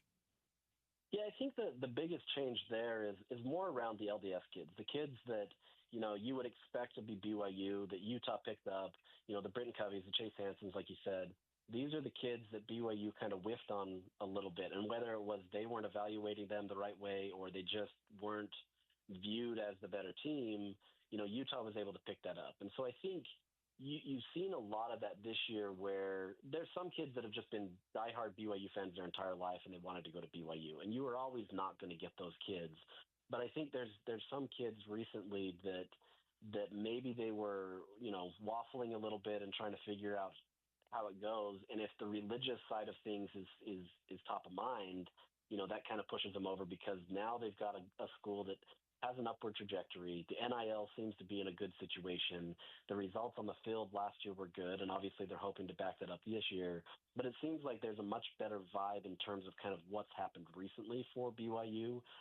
But Utah, look, Utah still gets the national respect. They're still going to be, considered a top 25 type team where even though they've had these poor seasons, the stuff that they've done the last few years is building them up. So I think it depends on where you pull from, right? And I think each school has their own opportunities to pull from something different, but it's just a matter of kind of the results on the field kind of being the swaying vote at the end. Feels like, I don't know, maybe last year because it was Utah's first year in the Big 12 and it was also the first year of the expanded CFP. It felt like last year there was more conversation. There was more written work. There were more topically prevalent situations regarding whether or not this is Coach Witt's last dance. Sean O'Connell on our radio station down at Big 12 Media Days. I'll let Sean speak for himself, but according to what he's been told, it feels like to him this might be it. So curious as to whether or not you have any information. And then attendant to the question, what do you think? Like, part of me feels like if Utah was ASU last year, Kyle's done. Did the thing, won the Big 12, went to the CFP. Okay, Morgan, I'm handing it off to you. I think he would prefer to go out on a different level, and he has certainly earned the right to do that. But are you getting any info as to whether or not this will be Kyle's last dance? And then what do you think has to happen this year in order for that decision to be made? Yeah, I mean, I think everything's trending that way. I think the real belief was he wanted to go out with Cam Rising. He and Andy Ludwig were going to, ride out into the sunset at the same time Cam Rising left. As they go and win the Big 12, you get your third conference championship in, 3 different conferences. And, you get this opportunity to be able to do something that very few coaches have ever done. And so I think, everything was kind of lending itself to that. And even as it got late in the season and Utah clearly wasn't the team that they wanted to be, there was still this kind of consensus that Kyle was done. But clearly, like, it didn't work that way. He was much more candid at Big 12 Media Days talking about how he just wasn't satisfied with the way he went down. But I think just kind of the vibes around the program and the people that I've talked to, it does feel like this year is the final year, assuming that Utah has a successful year. Now, what that means, that's questionable, right? Like, I obviously a Big 12 championship and getting into the playoffs, I think is something that he ultimately wants. I think he would love to end his career having an opportunity to at least play in the playoffs. But at the same time, I think if Utah can have a season in which that they're contending for a Big 12 title down to the wire, I think that may be good enough. I don't know what that looks like. In the Big 12, it could be 8 wins. It could be 10 wins. But I think at least if they're in contention, that might put them over the edge to at least say, hey, look, you're never going to get everything perfect, but at least we were able to go out on a high note instead of kind of what they did last year. So I don't know that there's an exact number. Sure, Big 12 championship playoff berth would be ideal for him to kind of ride out into the sunset. But I think if they have a solid season, I think that could put him over the edge. But honestly, it's really going to just come down to how he's feeling at that time. And I don't know that anybody knows, including himself. You referenced the national respect that Utah continues to have. And it's interesting this time of year, we're all looking at previews, we're all listening to podcasts. And you can tell that when it comes to Utah, even if it's a media member or a prognosticator that isn't overly familiar with the program right now, they all say things like, well, their head coach is Kyle Whittingham, so we know what they're going to be. Coach Witt will have them ready to play. When this transition happens, do you think that natural inclination that most people have to give this program the benefit of the doubt goes away for a moment before we learn what Morgan is as the head coach? Yeah, I think it'll go a little bit, right? And I think it depends on how Utah finishes when Kyle does retire. If Utah is still considered a top-tier team and they're bringing back, let's say he retires this year and you're bringing back Devin Dampier next year, I think that gives you kind of some extra hope that will help Morgan. But I think you're going to look at it in a way where if Morgan can keep the majority of his staff that he has right now, I think you'll still get some love. But you're going to see it similar to like Alabama with Nick Saban. You don't want to necessarily be the guy that follows the legend. And so there's going to be more scrutiny on that. There's going to be, maybe some more doubt where they'll still give you that respect and say, hey, we know that Utah's good. It helps that Morgan Scalley's been in the system, that he's Kyle's protege, so to speak. He's been helping run the show, that there shouldn't be much of a fall off. But I think until Morgan can truly prove it, and it may not even take that long, I still think there's going to be questions, and I think that's fair, right? I think there should be questions. Anybody that knows Morgan understands he understands football, but there's a lot of brilliant minds out there that understand football and don't have success as a coach. So, I think until he can prove it on the field, it's still going to be a question, but I think he's done enough, and Utah itself has done enough that he'll get at least a little bit of the benefit of the doubt. What are your thoughts on Utah's strength of schedule? And what are the games that stand out most to you? According to CBS Sports, they have the Big 12 strength of schedule like this. Baylor 1, TCU 2, and then they have Utah 3, third hardest schedule in the Big 12. BYU is all the way down at 16. This is CBS Sports. They believe BYU has the easiest schedule. They think Utah has the third hardest schedule. Does that kind of jive with your understanding? What are your thoughts? Yeah, you're getting some tough teams, right? You obviously have to go play Baylor on the road late in the season. Baylor could be, hitting on all cylinders at that point, or they could be a shell of what we think they are going to be. But by and large, you do get most of those teams, the top teams, so like Arizona State, Texas Tech, you get them at home. And so there are some advantages to a difficult schedule. They also have a 6-week period where they don't even leave the state. So I don't know if that's good or bad, but at least it gives you an opportunity to kind of stay familiar with where you're at. If things are going wrong, you're not worrying about traveling. So I think despite Utah having a difficult path and teams that absolutely could present a challenge, I think it lays up well enough that it's not going to be murderer's row by any means. I think there's years in the Pac-12 that they faced worse, with the USC, Oregon, Washington, that kind of situation. But I think by and large, the wholesome depth of this, I think it can be a pretty challenging thing for Utah. But I think they get a majority of their breaks at home. So I think it kind of weighs out a bit. I don't think it's good or bad. I think it's actually a pretty solid schedule. Maybe that's a vanilla answer, but I don't think it's like the worst schedule that they could have had. All right, Josh, before I set you loose, the coaches poll, the USA Today coaches poll, oftentimes you might as well use it as toilet paper because these coaches don't necessarily, I'm not saying all of them, but the reputation around this poll. Do coaches really dig in to rank their top 25? Is it the assistant SID? Is it an intern? Who knows? But it is early August. We're inching our way towards games, so stuff like this is topical. The AP poll, which you are a voter for, will come out next week. BYU at 23, Utah receiving votes. And if you just go down the list after the top 25 is done, it puts Utah as the 30th team in this poll. Highest ranked Big 12 team is Arizona State. They're at 11. And then you've got K-State at 20, Iowa State at 21, BYU at 23, Texas Tech 24, and like I said, Utah at 30. What do you make of that, generally speaking? Do you think that's similar to what we'll see when the AP is released next week? I mean, I think Arizona State will probably be similar. They'll probably be somewhere between 11 to 15, if I had to guess. But outside of that, it remains a crapshoot. I don't like. I think the coaches poll is weighing heavily on the results of last year. Well, somewhat using kind of the progression of this year. You're putting Texas Tech in there simply because they've gone to the transfer portal and gotten a ton of players. And I think that they deserve there. BYU probably gets some respect from last year, but I think they're probably outside until they can prove something.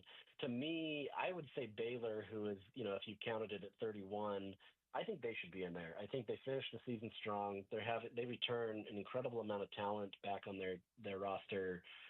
So for me, I think they sneak into the top 25 next week. But I mean, this kind of goes to the nature of the Big 12, right? There's just so many teams that are in contention for a Big 12 title this year. And so you could put any one of those teams 11 through 50, and I think you're going to be, pretty close to what it's going to be just until it kind of sorts itself out. So I don't take too much frustration with it. It's not the way that I would rank it personally. It's not the way that I did rank it. But I think teams like BYU and Utah specifically have a little bit more to prove before they get in the top 25. But I wouldn't be at all shocked if either one of them are in the AP poll next week or in any of these orders or this way. But I do think Baylor should probably be in there. Josh, my man, thanks for the time on a Monday. Keep up the great work. Have a good week. We'll chat soon, okay? Sounds great. Appreciate it, man. Josh Furlong covers the Utes for KSL. Always appreciate his time. Stops by today, courtesy of our friends at IFA Country Stores. Like any good coach, it's time to update the game plan for a healthy green lawn. As the hot weather continues this month, make sure you're using IFA's Step 3 Summer Lawn Food for healthy turf that stays green in every season. IFA Step 3 Lawn Food, it's the ultimate lawn owner power move with our good friends at IFA. Our Camp Kyle sponsors include Jerry Seiner Cadillac, S&S Roofing, America First Credit Union, Mountain Land Power Equipment, Advanced Window Products, The Steel Vault, Poly Lift, Keto's Brewing, Big Willie's, Budweiser. Your Toyota dealer, Sound Warehouse, Culligan Water, Beer Bar, Big O Tires, Baskin Robbins, Game Day Men's Health, The Advocates, and our friends at the Outlaw Distillery. All right, we'll catch a quick break. Coming up on the other side, a trade demand in the NFL that is not making my producer very happy. We will bring in Pablo Mastroeni later on. We also have some sound from Utah football camp. All before we say goodnight at 6. Busy Monday show. Good to have you with us right here on ESPN 700.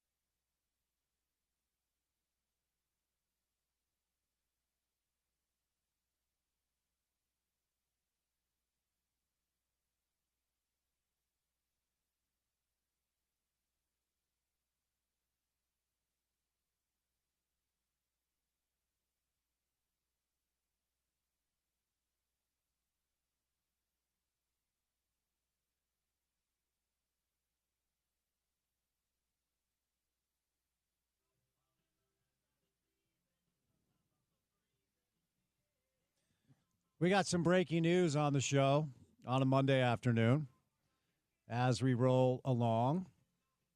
Going to bring in Pablo Mastroianni coming up in a bit. Reinforcements on the way for RSL. We'll talk about some of the new players. But, Porter, we have a trade in the world of professional basketball. We have some breaking news. Hold on, Jazz fans. The Salt Lake City Stars, the official G League affiliate of the Utah Jazz, have acquired a second-round pick from the Long Island Nets in exchange for forward Jalen Gainey, who goes to Mexico City in a 3-team deal. Gainey, 23 games for the Stars last year, 3 points, 4 boards, 12 minutes. Stars get a second-round pick. That's what you call blockbuster There you go. off-season deals. Speaking of trades, you're allowed to just not be a Cowboys fan. I think we're there. If they screw the Micah Parsons thing up, I think you're officially allowed to pick a new pro football team. You would think so.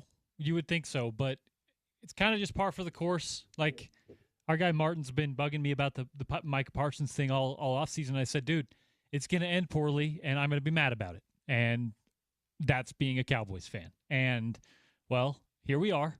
It's looking like it's going to end poorly. And the Cowboys are going to run back I think probably a slightly above average team, enough to sell all the merch and all the tickets that Jerry Jones desires, and we'll do it again next year. But, you can't screw it up with that guy. You know? He's the one guy you can't screw it up with. I think the Cowboys have shown that when it comes to, long-term deals and extensions and taking care of players that you in your locker room that you want to, keep long-term, they can screw it up with anybody. Their quarterback, their running backs, their star pass rushers, left tackles, they'll go out on a limb and pretty much make anyone angry when it comes to contract stuff.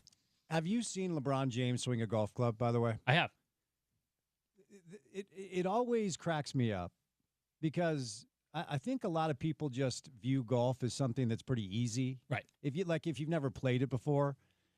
LeBron James might be not just the best NBA player of this generation, he might be the best athlete, full stop, period, of this generation. And he looks like he's never swung a golf club in his life before. You would think an athlete like that would just have some sort of natural inclination. There's a video going around of LeBron playing golf with Bronny, his son. And every shot he hits is like a flop shot because he can't make full contact with the ball. Right. Now, my man looks like he's having a good time, but I always... You see it a lot. Like, if you go up to some of these media tournaments, some of the ex-college guys are there, the ex-college basketball players are there, the ex-college football players are there. In incredibly gifted athletes, there seems to be no translation with raw athleticism and the ability to swing a golf club. Like, you would think LeBron would have more of a natural inclination of doing it. Yeah, I have kind of a unique perspective here because I have played golf with my mom, my grandmother. I have played golf with elite climbers, right? I have played golf with really good basketball players, and I have played around a golf with literally a guy with a green jacket. Okay, so Mark, right? Mark O'Meara. I wasn't going to name drop, but no, thanks. you should name drop. Thank you for doing so. I want to play golf with Mark O'Meara. So I've seen all the levels of golf. When people ask me about the sport that maybe aren't playing it or not super into it, I tell them it is the easiest sport to play, the hardest sport to master or be good at. Because you can literally just pull up in a golf club, step 1 foot out of your cart and smack that thing. And hey, you might get a good shot every once in a while. It's very easy just to go out and play. But if you want to be good, if you want to master it, it takes more reps and more practice and more attention to detail than maybe any of the other major covered sports. Michael Jordan himself, it's the hardest game he's ever played. Update just for you. Mm-hmm.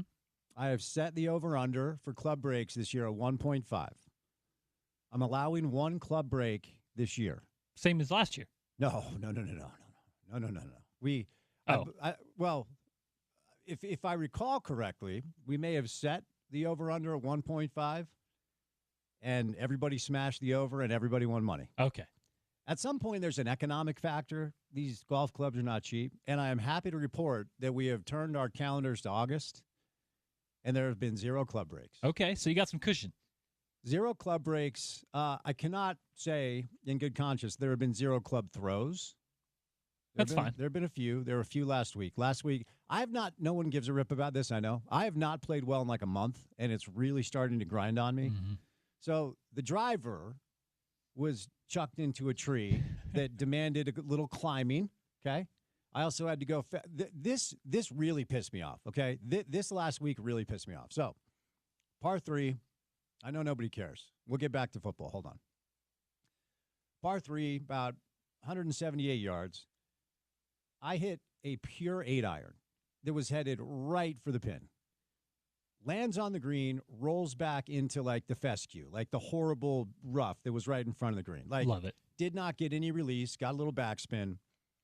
Didn't realize this, but an older gentleman was sitting on his deck witnessing this entire thing. I take one hack out of the fescue. The ball barely goes 2 feet. Take another hack, doesn't move at all. Then swing as hard as I can and just skull it, over into the other fairway.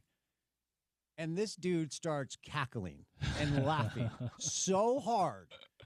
And I turn around, just chuck my 60-degree. So angry. He's like, yeah, golf's kind of a tough game, huh? And I wanted to walk over there and put my 60-degree up what. Yeah. Don't do that. It's I hard kind of enough. love it. I kind of love it. No, you cannot. Do not sit in your ivory tower and look down on golfers having a tough time and then mock them. Yeah. What kind of human does that?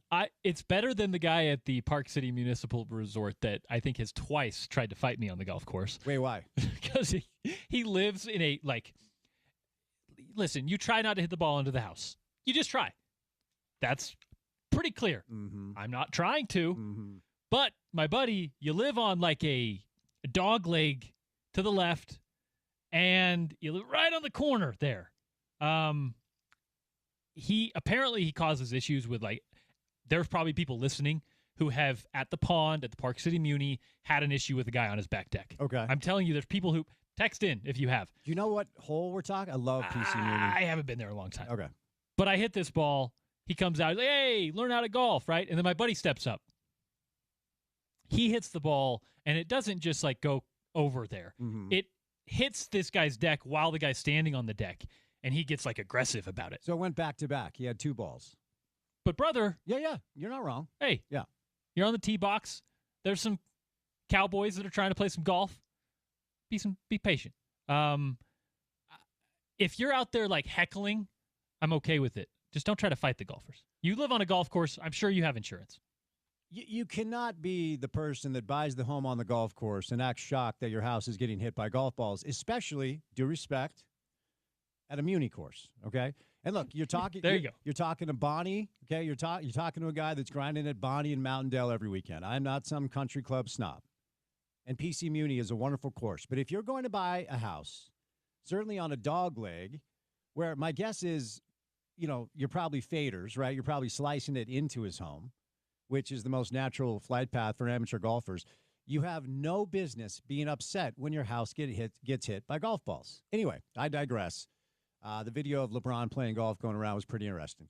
Porter, typically, you're producing, you're getting things done. So, when I'm interviewing Josh Furlong for a while or starting the show off with some Utah football, oftentimes we can, run out of a segment without getting your take. So I wanted to bring you in a couple of questions that I asked Josh. First of all, I was talking about this with Sean during crosstalk. I think he set the over-under for a wide receiver at something like 700 yards. It does feel like, and as we've discussed throughout the course of the show, and certainly topically throughout the course of fall camp, we'll continue to keep an eye on Provo and BYU with that starting quarterback job. It doesn't feel like there are a ton of question marks for Utah entering the season this year, certainly a couple here or there, but the biggest one has to be wide receiver. And there's a list of 5 or 6 names that we could kind of go over a little bit. Are you hearing anything about this group and how it's coming together? It just feels like it is the one glaring question mark concerning a positional group at Utah. And if that's the only positional group we're worried about, it's probably not a bad thing. Yeah, if you want to zoom out, I also want to learn quite a bit on the depth at D-tackle, right? A lot of faces we haven't seen yet, and we know that's a rotation that Kyle and co likes to go 6-7 deep sometimes.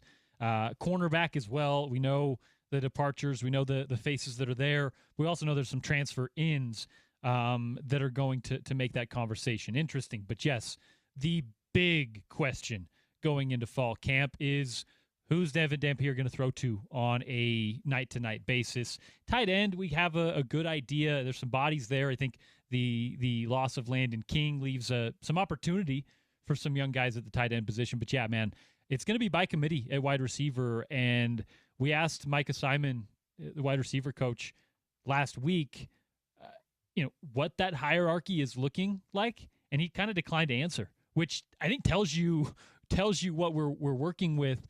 There's going to have to be someone that,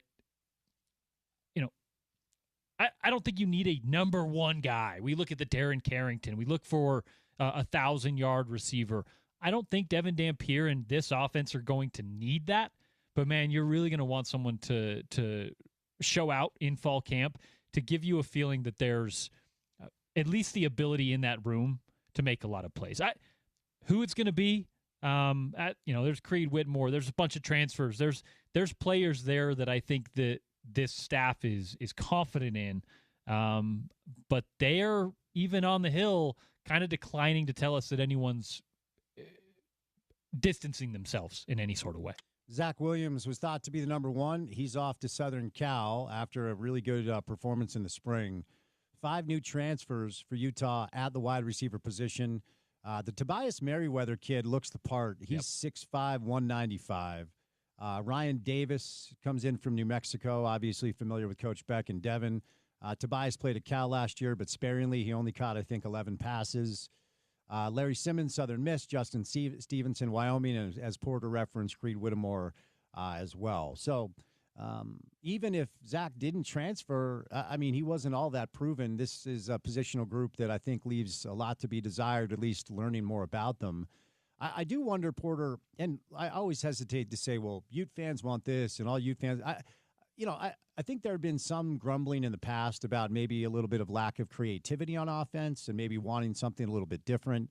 And that's not entirely fair because Coach Ludd had some of the best offenses in the history of the school and obviously won a couple of Pac-12 championships to boot. Do you feel like what is perceived to be a more entertaining approach with no huddles and the ability to spread the field and a dynamic quarterback, do you think the offense will be more entertaining this year to Ute fans? I hope so. Right. There's a lot of context there. And part of it is that this offense wasn't even what Andy Ludwig wanted it to be last year. He was dealing with obviously a rash of injuries and a whole bunch of stuff off the field that you just can't really plan for. And, when you're dealing with your third string quarterback, you're in your fourth string running back, your playbook gets tight, man. The operations that your freshman, your redshirt, your fourth string quarterback can run through, they're pretty limited in a lot of ways. And we heard that from the staff. So yes, this offense will be more entertaining. Do I think it's going to look exactly like the offense in what New Mexico did? No, I think there's going to be an element of, hey, this is still a Kyle Whittingham coach team. Morgan Scalley still has the defense on the other side. We're not going to necessarily, throw the Harlem Globetrotters out there, but we are going to try some things that you maybe haven't seen. That is part of Jason Beck's identity. That's kind of how he's built a name for himself is you're going to see motions. You're going to see guys moving in ways that sometimes looks silly on a football field, but they're meant to do things. They're meant to get the Mike linebacker looking in the opposite direction. They're meant to get, a safety down the middle of the field just to turn his hips for a quick second. There are little intricacies of his offense that, somewhat similarly to Andy Ludwig, you're going to see that you have not ever seen before. That's going to be fun for Utah fans, learning about that, identifying those things, and figuring out how some of these players fit into an offense that is, yes, I think going to be quite a bit more entertaining than last year's. I also like the dynamic of the opening game at the Rose Bowl, UCLA. It is a late kick. That's 9 o'clock Mountain Time on Fox on August the 30th. So we are just 26 days away from kickoff. And when you look at the Bill Connolly stuff, the S&P that Bill uses to predict conferences, he has, let's see, UCLA number 51 in the country. And I think, Michigan State, Northwestern, Maryland, Purdue are the only teams that Bill has below UCLA.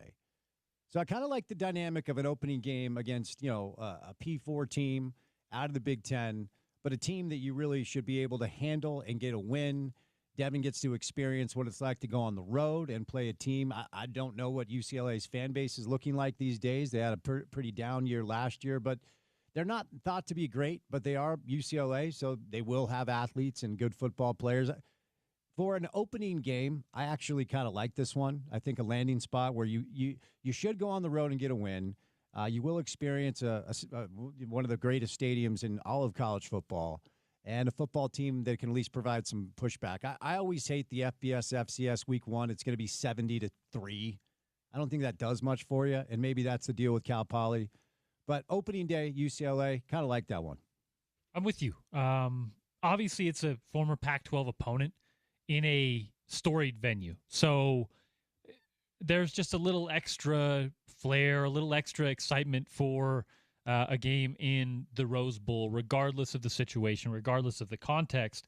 But like you said, it also gives Utah an opportunity to knock the rust off without playing down to competition or having to adjust the way they play.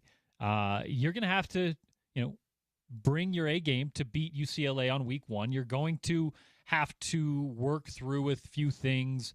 You haven't been able to play live full reps so far this year. So that's going to be big for the Utes to get off on the right foot. And here's the beauty of it. Say it's not pretty week one, a new offensive coordinator, a new quarterback, a group of coaching staffs that are going into their first game as a tandem unit. If it's not pretty, you play UCLA, you're 0-1, it doesn't matter because you're now in the Big 12. You have an opportunity to kind of right those wrongs in a way that before the expanded playoff, you lose to UCLA, you lose to a comparable team in week one, and that does a lot more damage than maybe it did 2, 3, 4 years ago. UCLA returned 67 starters. That's second last in the Big Ten, only to Purdue. They returned 67 starters. They have 67 transfers and recruits. And as far as the projections go, Conley has them as the 51st ranked team in the country. Only Michigan State, Maryland, Northwestern, and Purdue are below them in the Big Ten. So that's Utah's first opponent. All right, we'll catch a break. Coming up on the other side, we'll do more Utah football. We'll get some sound from up on the hill. Coaches and players alike. We'll bring in Pablo Mastroeni, RSL, with a midweek tilt once again. They're in action on Wednesday. Reinforcements on the way. Leagues Cup, MLS playoff chase with Pablo. Then we'll move into the 5 o'clock hour of the program on a Monday. And we'll say goodnight at 6 right here on ESPN 700.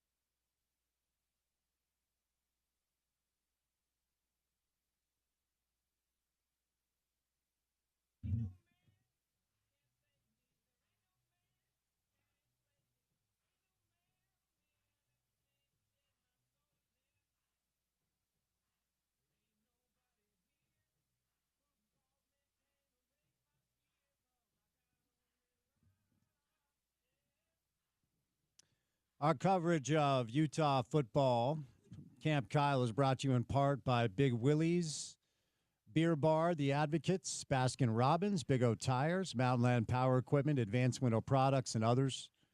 As we are high speed ahead to game day. It's right around the corner, just over 3 weeks away. So stay tuned for that. Hey, real quick, we're going to let you hear from Devin Dampier. We're going to let you hear from Jason Beck. If time allows, we'll get to some other sound. Have you tinkered at all with the either For You algorithm or following algorithm on Twitter? I kind of gave up on the scroll part of that. So not really. Definitely no tinkering. I still see it every once in a while. I feel like every time you move over to the For You portion, it's like high school kids fighting in bathrooms. Yeah. You get a lot of that. That's kind of what I was alluding to. It's really weird. Odd. It's really strange. Anyway, maybe that's just what I've, how I've brought my algorithm to me. I have never intentionally clicked on a video of two high schoolers fighting in a stall. I didn't think so either. It's really weird. Anyway, all right. We're going to bring in Pablo Mastroeni. RSL has a midweek tilt, then they're back in action in MLS Leagues play coming up on Saturday.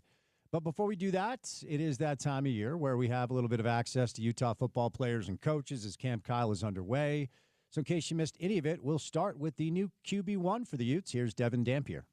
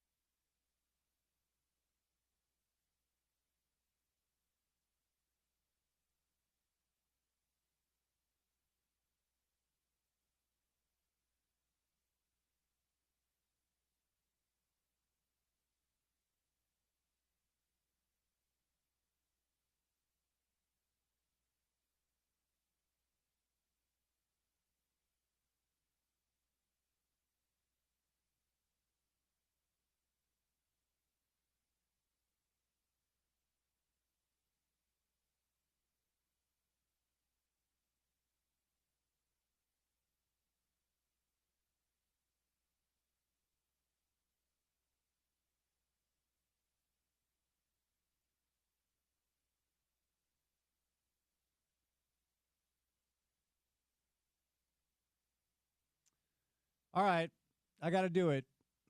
I got to do it, I only do it once a year.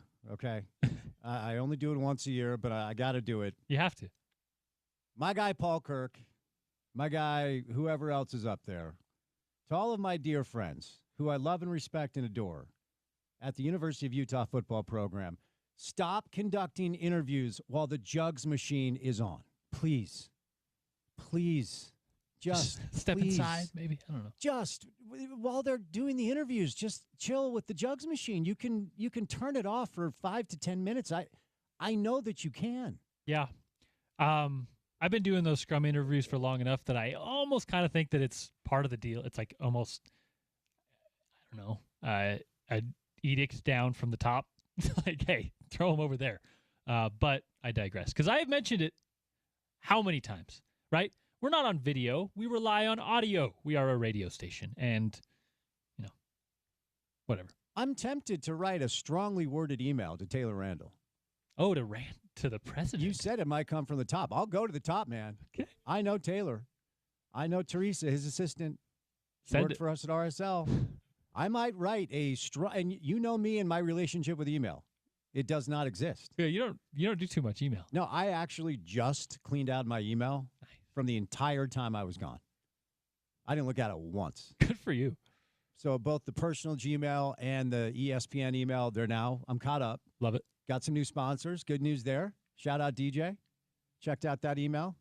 Mostly just spam on the Gmail side. But look, it's not that hard, and it's been going on forever. Do you know when this started? When did we start being forced to interview these players and coaches right next to the jugs machine? I mean, I have been covering the team since 2016, 2017, and it's been that time. I can't tell you about before, but. All right. Well, are the other interviews, are we? I got some sound for you with it. No jugs. No jugs. Yeah, we walked inside Okay. to the media room. Yeah, can we just do that from now on? And we interviewed the coaches in this nice, comfortable environment.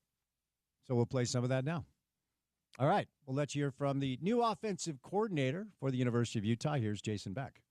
Spring ball is about, installing the offense. What is the next phase in fall camp in terms of your offense and getting it integrated with the guys? You obviously need to be ready for all the situations that are going to be coming up. And it's really identifying who are the trustworthy guys, the playmaker guys. When you put those 11 guys together, all doing their different roles, who can you depend on and count on? So it's a matter of finding consistency. Who's showing up every day, consistently getting their job done.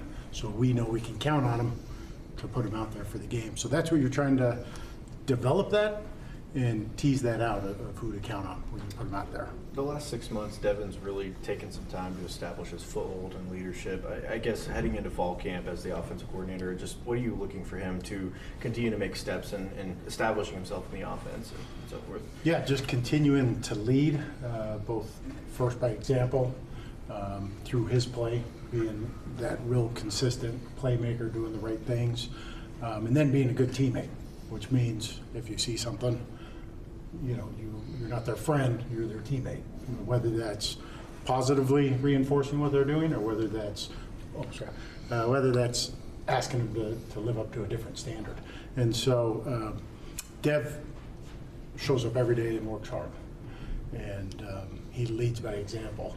And so just continue to do that, and bring everybody else along and develop the chemistry with all those skill guys. When it comes to QB2 spot, what are you looking for, and how quickly do you want to try to establish that?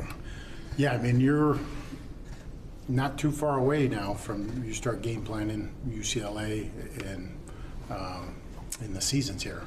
And so we have 2 scrimmages along the way, and by the end of that second scrimmage, you would really like to have an idea, plan of here's what we're doing. And same thing, it's all about, man, who can you trust, who can you depend on, who's being consistent in that role. When their number's called, their opportunity comes up, who's going to be ready to take that on. Tobias Merriweather and Larry Simmons were the 2 receivers that you brought in during the spring portal. How important are these next few weeks in getting them up to speed with the offense and their chemistry with Dan Pierre? Oh, it's really important to see what they can bring to this team to help this offense score points to win games. And so them, Bryce Duke, running back, has experiences in. So yeah, it's really these next 2 weeks, you're not making huge judgments right away, because it's going to take a little time to settle in and get their rhythm and get going. But once you kind of see that thing turn, now you're looking at that feedback of how are they contributing, what can we count on them for, and to know how we can use them in the offense. What led to your interest in your pursuit of them? What qualities do they possess that you think translates here? We're looking for guys who can consistently win, get open, catch the ball. The more they can stretch the field or be versatile, play both outside and inside is great. But it's all about who can consistently win, make plays, catch the ball to help move the chains and score points. Kyle talked about this offense will be pretty similar to what you ran at New Mexico. How similar to that, and kind of what are you trying to do that's maybe different, or are you trying to do anything different? We're still in that process of that playing out. For instance, when we started New Mexico last year, we had 5, 6 skilled receivers that we thought were going to be some of our better players. And as we headed in that first game, that was kind of the trajectory we were on. Well, as we got early in the season, some of those guys were struggling to consistently make plays, and our running backs were way rising up in what they were doing, and so that thing shifted, in that course, and there became 2 receivers and a tight end that we really relied on, and then it was all these running back guys. And so the offense kind of molded more that direction. So, with the Devin and the O-line, that's the most predictable right now. It's the other spots that are more what direction is this going to take with the dependable playmaker, guys you trust, and kind of the offense molding, shifting that direction. For fans that haven't seen it yet, how would you kind of describe your offensive philosophy? We really just want to put the right guys in the right places to make plays. We want to adapt to what our strengths are and play to those strengths. Real like eye test. We're going to go not at a fast tempo, but we're going no huddle. We're moving guys around, kind of spread. The QB reads and RPOs are in there. But year to year, that thing always shifts to who's your personnel and what are their strengths. And some years that's more passing, some years that's more running. So, that thing will vary because we want to play to our strengths. When you have a star receiver or a star running back, it's pretty easy to feature them in the offense. It seems like you've got 2 star offensive tackles. How do you go about featuring your offensive line and their strengths as players? Yeah, we look at the quarterback first and we look at the O-line second of what they can do. And the O-line is obviously a strength, specifically with the tackles. Man, they're athletic. So you can do things with your tackles where you utilize that athleticism that you may not do with other guys. So, getting them out on the edges and screens to block in space, having them pull in the run game, to add to your run scheme. So using their athleticism to block the second level, to block on the perimeter is something you want to take advantage of. You guys moved Otto Tia to tight end towards the tail end of spring. What kind of led to that change, and what are you looking for him to do, as fall camp gets ready to open?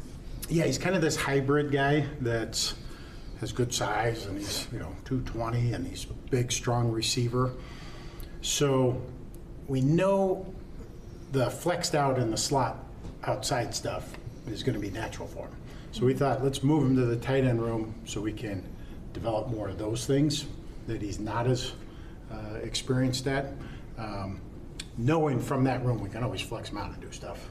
But to have him in the outside receiver room and then try to move him inside to do things, a little different. So that was just the kind of have him in that room as a home base to expand his versatility and how he can help. In the spring, you said Wayshawn was limited. I guess where's his health at, and do you expect him to be full go for? Yeah, he's healthy. He's had a really good summer, and ready to go. Yeah. How much does Nate Johnson change this offense for you? Well, that's going to be part of this discovery of how consistent playmaking. What is he bringing at a high level? Because he definitely has, some juice, speed, and can do unique things. So we definitely want to utilize that, take advantage of it, and discover, how much and what ways and all of those things that we can count on at a high level more than just kind of a gimmicky thing here or there. Last season, Devin ran a lot and also passed a lot. Is there a development that you're looking for, maybe to have him be more pass first or maybe more run first?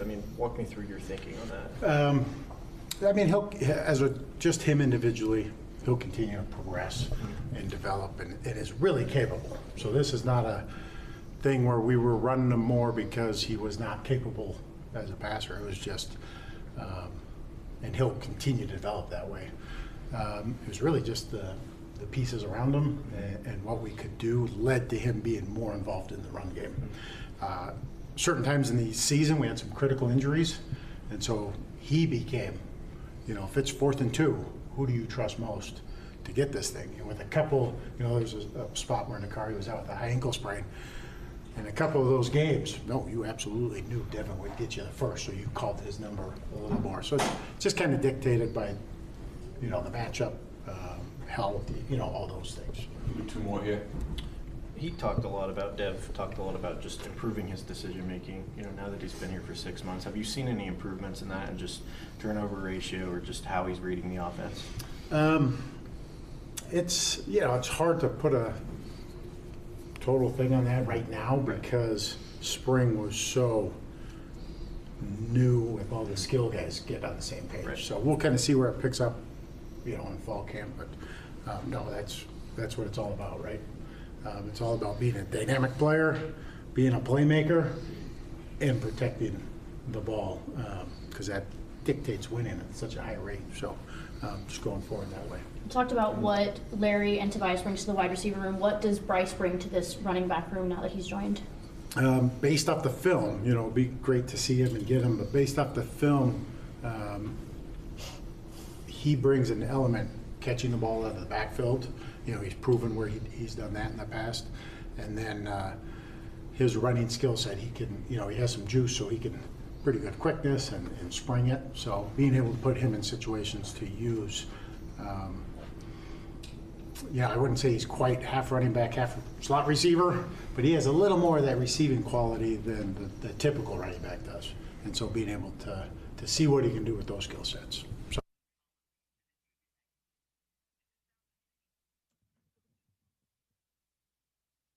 All right, there you go. I want to remind you, this time of year, a lot of you might only be interested in Utah football sound, as we're less than 4 weeks away from game one. One-stop shop, ESPN700sports.com. And, of course, when we have access to it, we'll play it for you both during Sean's show and then my show in the afternoon, The Drive with Spence Checketts. We will catch a quick break. Coming up on the other side, though, the head coach of RSL, Pablo Mastroeni, is our guest. Then we'll launch into the 5 o'clock hour of the show, get back to a little college football. We'll say goodnight at 6 on a Monday show right here on ESPN 700.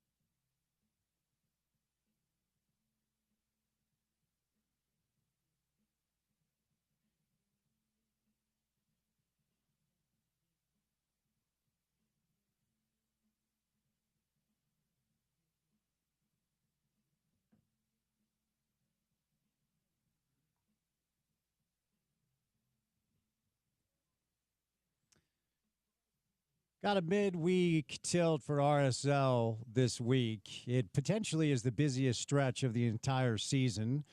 After a little bit of a kind of light June into July, we've gone, and the lads, as we say here for the lads, have really turned the page. Unbeaten in 8 of their last 9. It's Leagues Cup action coming up on Wednesday before they return MLS play in New York on Saturday. And the head coach, Pablo Mastroeni, on a Monday afternoon. Happy Monday, Pops. How we doing? Happy Monday, Spence. Doing great, bud. Appreciate the time as always. So when it comes to the Leagues Cup, I know you guys prioritize everything. I know you want to win trophies. What sort of dynamic or challenge that is a little bit different does this tournament kind of face you as the manager? And then intertwined in the question, when it simply comes down to how busy the schedule is, how are you guys balancing this out?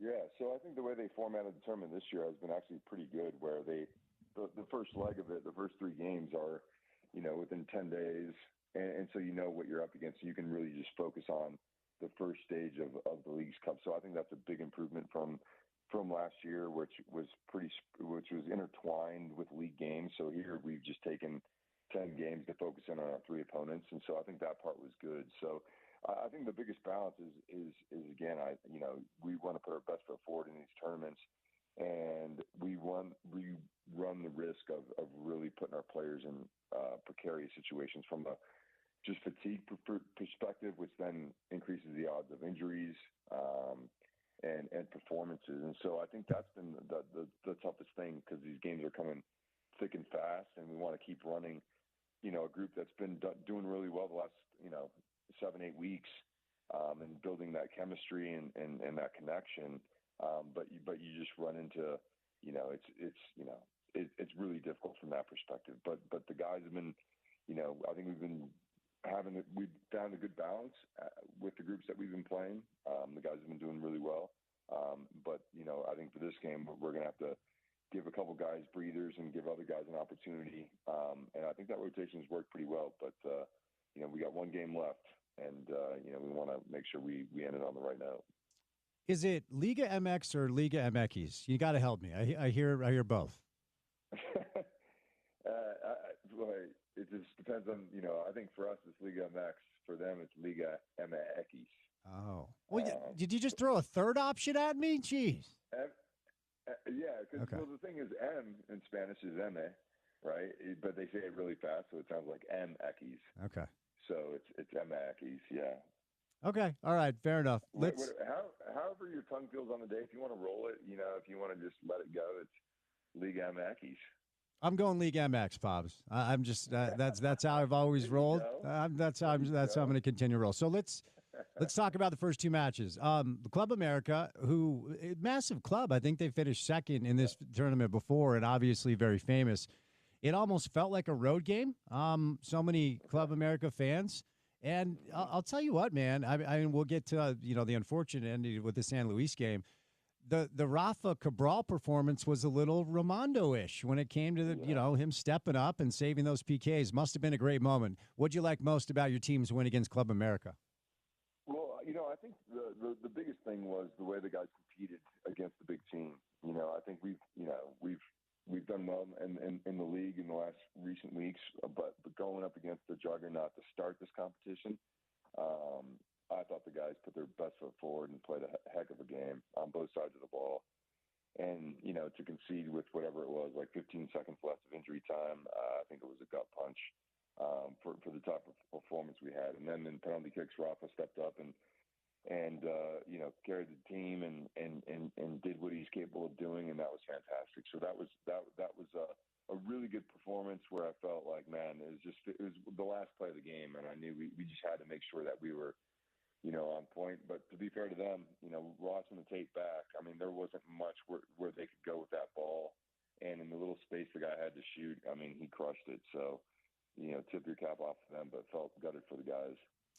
And then moving over to the second game you played in Leagues Cup, it was another really good game, the San Luis game. They got you in PKs. What stood out most? Yeah, and I think this is where we ran into a bit of fatigue. There's a few guys out there that have been going, Saturday, Wednesday for a month now, and I think there was a bit of tired legs early on. I think the first goal we conceded was uncharacteristic, a bit of sloppy play with the ball that transitioned into, sloppy play without the ball. And, they tied up the game and then went on to take the lead, and I think but the interesting thing, Spence, is, we had an opportunity to go up 2-1 and we didn't capitalize on a PK, and then momentum swung their way. They scored a goal, and then but in both games, the way the guys have responded from really tough moments, being able to keep their heads in the game after conceding in the last play of the game against America and winning the PKs, and here conceding a goal late but still staying in the game and tying it up late, I think are really good examples of the mentality of the group and how we've come a long way from the start of the year. And then obviously the PKs were unfortunate. PKs are a lot like a game. If you start with big momentum, whether it's a goal or a save, it just makes it a lot easier for the next guys going. If you miss on the first one, that goal shrinks a little bit and the goalkeeper gets a lot bigger. So, but I think we took a lot of important moments in that game. We digested that as a group today, spent probably a good half hour and change on, managing moments to bring the game under our control a little bit more. And the guys were really receptive. And so now we have Querétaro in this next game, which will be, again, another tough game and one that hopefully we can take the experiences from the San Luis game and apply them to this next game. Okay, what are you up against on Wednesday? And, I started reading through the tiebreaker scenarios, and then I decided to go on and live my life instead of continuing. So I can't sit here and tell you that I'm extremely well-versed on exactly what you need to do to get through. Can you get through if you go get all three on Wednesday? And tell me about this side that you're playing against. Yeah, so there's still a slim possibility that we can get through. We need to take all three. PKs aren't even the 2 points in PKs is not an option, and then we're going to need quite a bit of help, right? I think we're going to need the help from 4 or 5 different teams, and in this competition, it can definitely happen. So instead of worrying about all that stuff, just put a great group up there that's ready to win the game, and then let the chips fall where they may. And as far as Querétaro, they're a team that they haven't done well in this tournament, but they're decent in the last league play. And again, I think when you come to this third game, it's really a battle of attrition. I mean, because I'm talking to the coaches from the Mexican teams, and they're saying like, this is impossible. We don't even have a day to prepare. And I'm saying, well, yeah, it's not like we have an extra day either. We're under the same thing. So I think I think players will be running on fumes. And it's really this is a mentality game for me. Obviously, we're going to freshen it up, but the expectation is the team that wants it more, that digs more, that believes more, will be the team that wins the game. How, if at all, do those dynamics shape the 11 selection? Because it sounds like slim chance to advance. You have put yourself back in the middle of the MLS playoff chase, and we'll get there. But also, you want to win, and you hope that everything kind of falls your way. So when it comes to all of those dynamics, it feels like, Pobbs, it could go either way. You want to rest your guys for the playoff chase, or you want to go all in to get 3? How do you balance that out? Yeah, that's a great question. I think there's one way, and it's a bit of a gamble, and I think that I'm willing to take it, is have a few prescribed subs at halftime, so that you can get your best players on the field, but you can also manage their load. Right? We got a bunch of guys that are running in the red. But if this were going to be a league game, a midweek league game, which we're taking it as a midweek league game, our toughest day of the week of training would be Wednesday, and that equates 45 minutes equates to our training session load, not the emotional impact, not all the other stuff, which is also a load, but it's from just a physical output perspective. Having some prescribed changes at halftime to keep the group fresh, but also have your best players available to compete in this game, I think is a good middle road. And where you might get caught with that is obviously if you need to make if someone gets injured late in games, you might be under it. But I think the guys that we're playing the majority of the minutes have been rested, are robust, and feel like it's a calculated risk that we're willing to take to put ourselves in position to both get our best players on the field, but also not put them through the grinder as MLS league play continues thereafter. I know it's a little bit of yesterday's news. However, I was out of town last week, and so I haven't had a chance to talk to you on air about the return of Chicho and what that was like, and also getting a win over a really good San Jose team, which is more important than anything. But what was it like to have Chicho back in the building, and give me your thoughts on that win? Yeah, it was strange. It was almost surreal.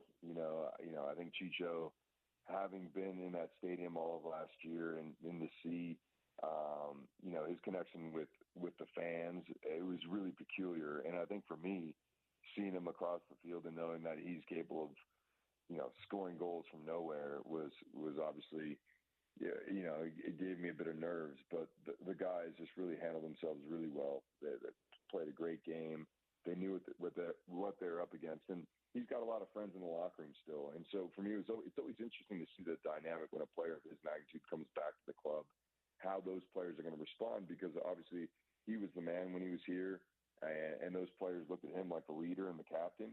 And so sometimes there's this almost subservient feel when that player comes back in a different team. But you wouldn't have noticed that Chicho was with our group last year, because these guys played fantastic, and they didn't take their foot off the gas from the first minute to the last. So really proud of that performance. And then as far as the collective, obviously gave us a big 3 points, because they're right around where we are on the table. And so again, another big psychological hurdle for us, starting in second to last in the West, and then kind of marching up. And so we got really good momentum going, and it was really good to get that result against, a dynamic team like San Jose, and against our old teammate in Chicho. Did you have an opportunity to catch up with him at all? And if so, what were those conversations like? Yeah, no, he was real gracious. He says, obviously he misses not being here with the group, with the fans, the stadium. Like, it brought back a lot of old feelings. But he was really grateful for the time that he spent here, with his teammates and the staff. And it was kind of a welcome back. It was really strange. But, I think Chicho, he's a real gracious human being, and shared that with not only myself and the staff, but also with all his teammates. So it was good to see Chicho back, and grateful that we were able to get the 3 points. Tell me what you've seen both in training and then during matches from Diego since he came back. I mean, he got the goal the other night. It was the first goal for you guys since May. It was a little bit of a poacher's goal, due respect. I mean, I'm not calling him that. We know how good he is. Is there a little fatigue? Is there a little adjustment? Tell me what you're seeing from Diego right now. Yeah, I think you hit the nail on the head. I think going into this last game, Diego Luna's played 15 matches in the last 7 weeks, right? And that is obviously what I'm talking about when the players are playing in the red from a physical load perspective. And then you take in all the travel. They played some friendly games before the Gold Cup, played all the Gold Cup games here, and then obviously he went to the MLS All-Star game. All those little things add up, and it doesn't let the body reset in the way that it needs to. And I think the other part too is, I think he feels, and we've been talking a lot about this, that sometimes he's got to do more than what he needs to with our group. And my message to him is, this group was humming when you were gone, and all we need you to do is just recover the right way, get your feet back, and then just play as you have been. You don't need to do anything more other than just do your job to the best of your ability. And if you can do that, you're going to get back into not only helping the team win, but continue on this trajectory of development and growth that has been incredible from the start of the year. So ultimately, we'll get to the new additions, but before you get there, I didn't know much about Lachlan when he was acquired. Felt like he had some moments early on. Why ultimately do you think it didn't work out with Lachlan as he's now moved on? Yeah, I think that's a great question, and I think Lachlan would probably have the best answer to that. I think for me, it's not an easy league to assimilate to. And if you're not getting the playing time, it's really hard to get those wheels turning. And And to commit to your craft away from home is very difficult as well. So I think there's a couple things going on away from the field that were difficult for him. And then he wasn't getting the type of reps. And so, one of the things I always talk to young players about is everyone wants to know what they need to do to play on Saturdays, the big games. And I'm saying the most important days are Tuesday through Friday. And until you're the best player on Tuesday through Friday, it's going to be very difficult to get a crack on Saturday. And so that's why it has to be a real commitment to your profession, right? It's the days that nobody cares about. No one's going to write about your training session on Wednesday on social media. You're not going to get any likes. No one cares. But however, they're the most important. And I feel like it establishes a great foundation for young players to understand that this commitment, this training session, sharpening the tools, is the only way forward forever. And then once you do start playing on Saturdays regularly, you got to double down on the Tuesday through Friday. And I just don't think he ever got up to speed and performed at a level throughout the week that would give him more opportunities at the weekend. And so, unfortunately, it just didn't work out for him. But hopefully, and I've heard this quite a few times, Spence, over the course of my years coaching is, 4 or 5 years later, I run into players and they're like, now I know what you mean. And I think Einstein has a quote where it's like, you can't fix the problem in the same place that it occurs.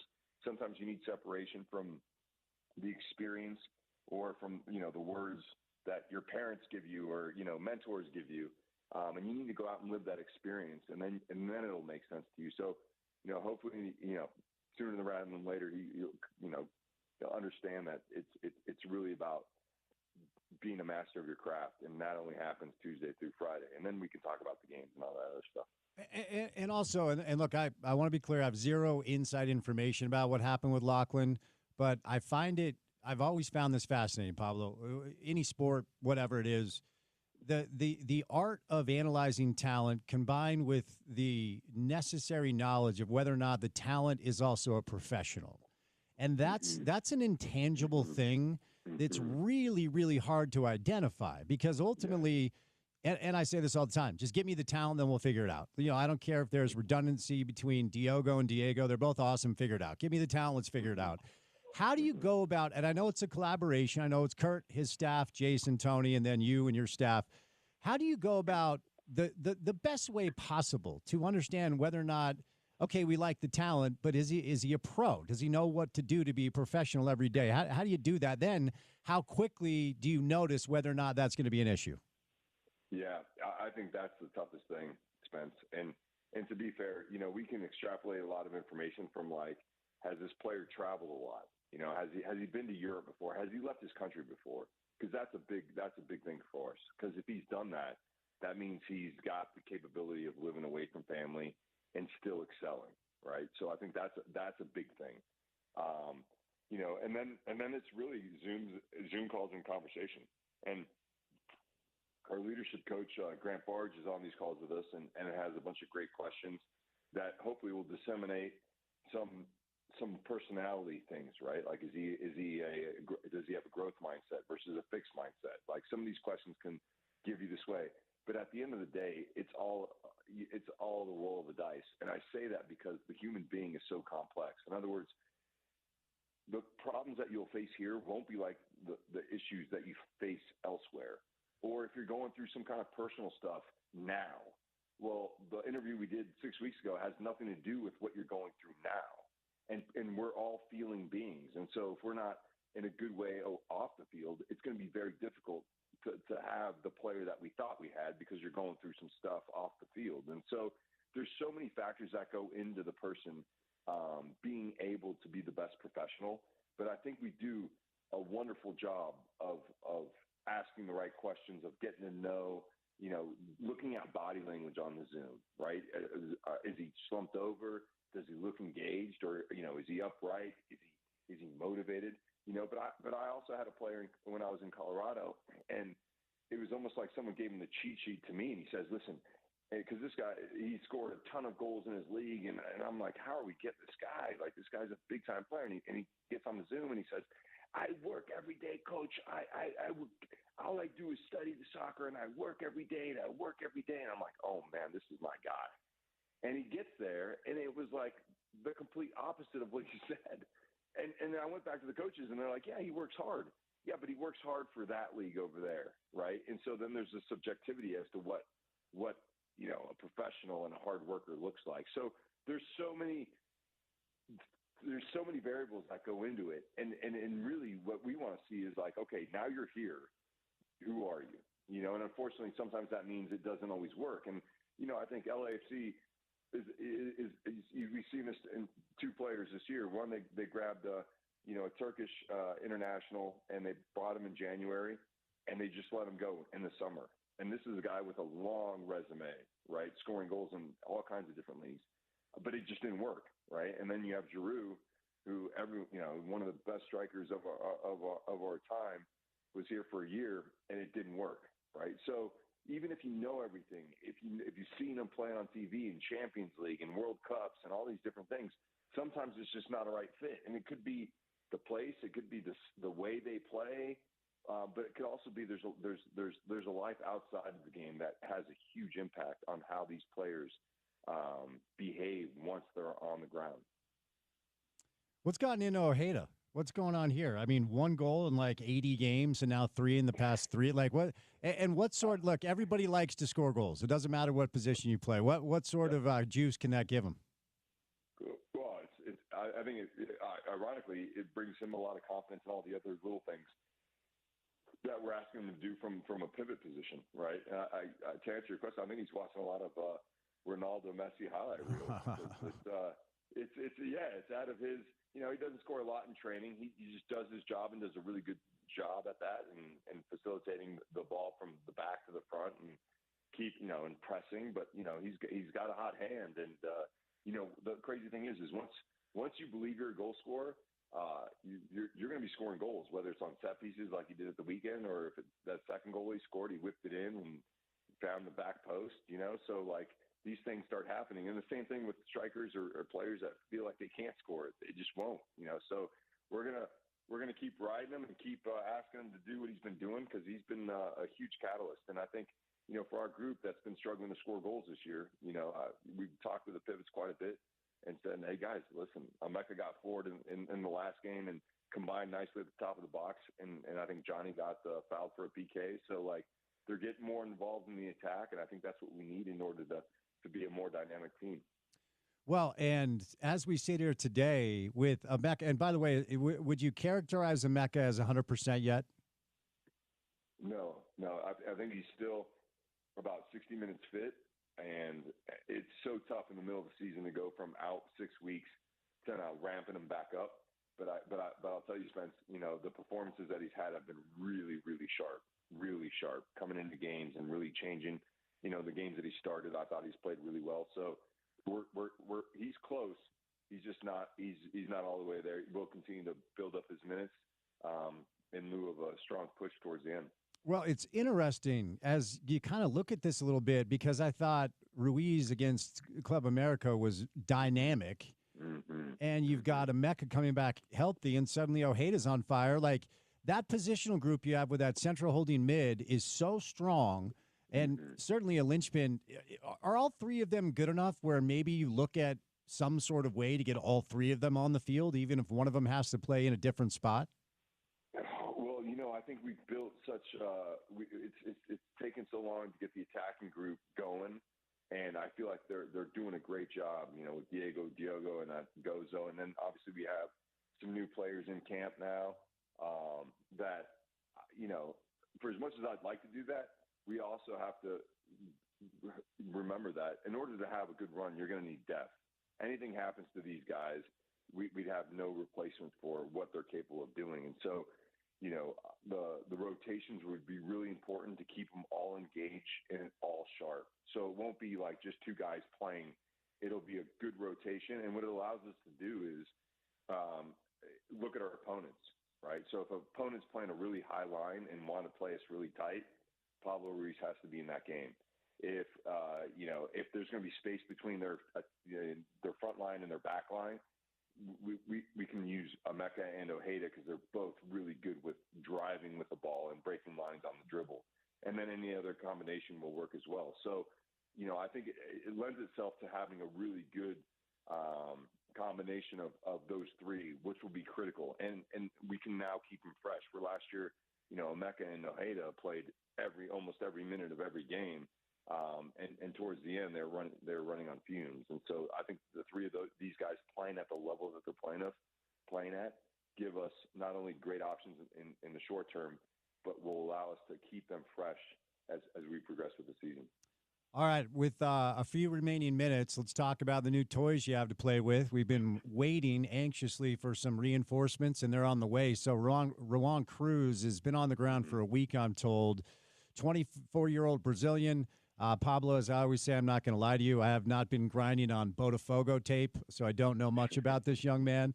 But in your limited experience, what sort of player is he? What sort of person is he? And when do you think we'll see him? Yeah. He's a fantastic individual. He's got a big heart and just always a smile on his face. A little bit like Anderson Julio as far as the energy he gives off is really, really positive. As far as his play, he's kind of like a 9.5 type player where he's got the propensity to stretch, but he's got really, really soft feet to combine as well. And so a player that can play on the highest line, but also dropping into the space between the lines, being able to combine with teammates running off of him and or turning and going with the ball. So fantastic technically, and he's good in front of goal, and can hit the ball with both feet. So a really dynamic player, and I think it's going to help some of our younger players because what I've seen in the 4 training sessions that we've had with him is the way he brings and makes the teammates around him better as well. So he's been a great great player to have in with camp, and obviously we'll see more. We haven't been able to see him over big spaces yet, but obviously we have a lot of tape and looked at it, and he does a lot of things that we need for our team. So I think he'll be a great fit for our group. Finally, before I say you lose, I also have not been dialed into the Czech First League lately. However, Victor Olatunji, I believe, is on the ground and will await his visa, medical, all those things to get done. But he is the other reinforcement addition on the way. Same question, what kind of player, what kind of person, when do you think we'll see him? Yeah, he's a voracious reader, is what we learned when we did the Zoom. He's really well-spoken, speaks perfect English, has traveled to many different places in Europe. And from a physical perspective, he's a big body, right? You know Hamilton Olave, and he's probably one of the biggest guys I know. And I would say he's like Hamilton Olave on stilts, right? He's 6'4", a towering figure who does a great job stretching the back line and getting into good goal scoring positions in the box. And so I think it does a couple things. I think our team is relatively a small team, a short team. So his size and his ability to hold up the ball and run behind defenses, along with getting in the box for guys like Diogo and Diego combining at the top and or crossing balls now, I think we have a real option with Olatunji, with Victor, to be a real threat. So both these players, Juan and Victor, I think will make us a much deeper, a much more dynamic team in the attack. Think any other additions before that window closes? I talked to Kurt today. He says there's a couple there that may or may not come through. So I think these were our primary targets, and we were able to secure them. So that's awesome. And then if we get one or two more, it'd be a slam. So I'm keeping my fingers crossed, but more importantly, I think these guys will take up a lot of attention to really focus in on and acclimate them into the group. So really excited, and I think I think both of them may be available for the Red Bulls game, with maybe Cruz being available for the game on Wednesday. So really excited in this next week to get these guys into the group and start cracking on. There we go. Well, it's been fun to see the form turn around, and excited to see what you do with these new pieces. Thanks for the time, buddy. Have a good week, okay? Thanks, man. Appreciate it, bud. Take care. Pablo Mastroeni, RSL with a midweek tilt in Leagues Cup action. They need a miracle. They need to win without going to PKs, and then they need 6 different results to go their way. So, we'll see how that goes. Back to league play coming up on Saturday against New York, and then Charlotte is the week after that. They're back home next on the 23rd against Minnesota. Go to rsl.com for single game tickets. Brought to you today by our friends at Advanced Window Products, where you can get $2,500 off when you buy 10 windows or more. It's a local Salt Lake company operated by our guy, Nate Orchard, the mayor of Sac Lake City. Of course, his friend, Jake Weber. We've done a bunch of business with them, a bunch of remotes with them. You are in good hands. Local company, connected to our community, committed to making good business for you, whether or not you're buying or selling a home. If you want to replace the windows, you can do it right now and save $2,500. If you've noticed that your house is super hot because the weather's warm, you might need new windows. So if you need new windows right now, give them a call to save that $2,500 when you buy 10 windows or more. But if you're anticipating maybe buying or selling a home come fall, when the school season starts, the nice thing about this deal is that if you call them today, you can lock in that savings. $2,500 off when you buy 10 windows or more. And just give them a call at 801-850-9100. That's 801-850-9100. 801-850-9100. Or online at advancedwindows.com. All right, it's 3 hours down, 1 hour to go. The 5 o'clock hour of the program comes your way. Coming up next, right here on ESPN 700.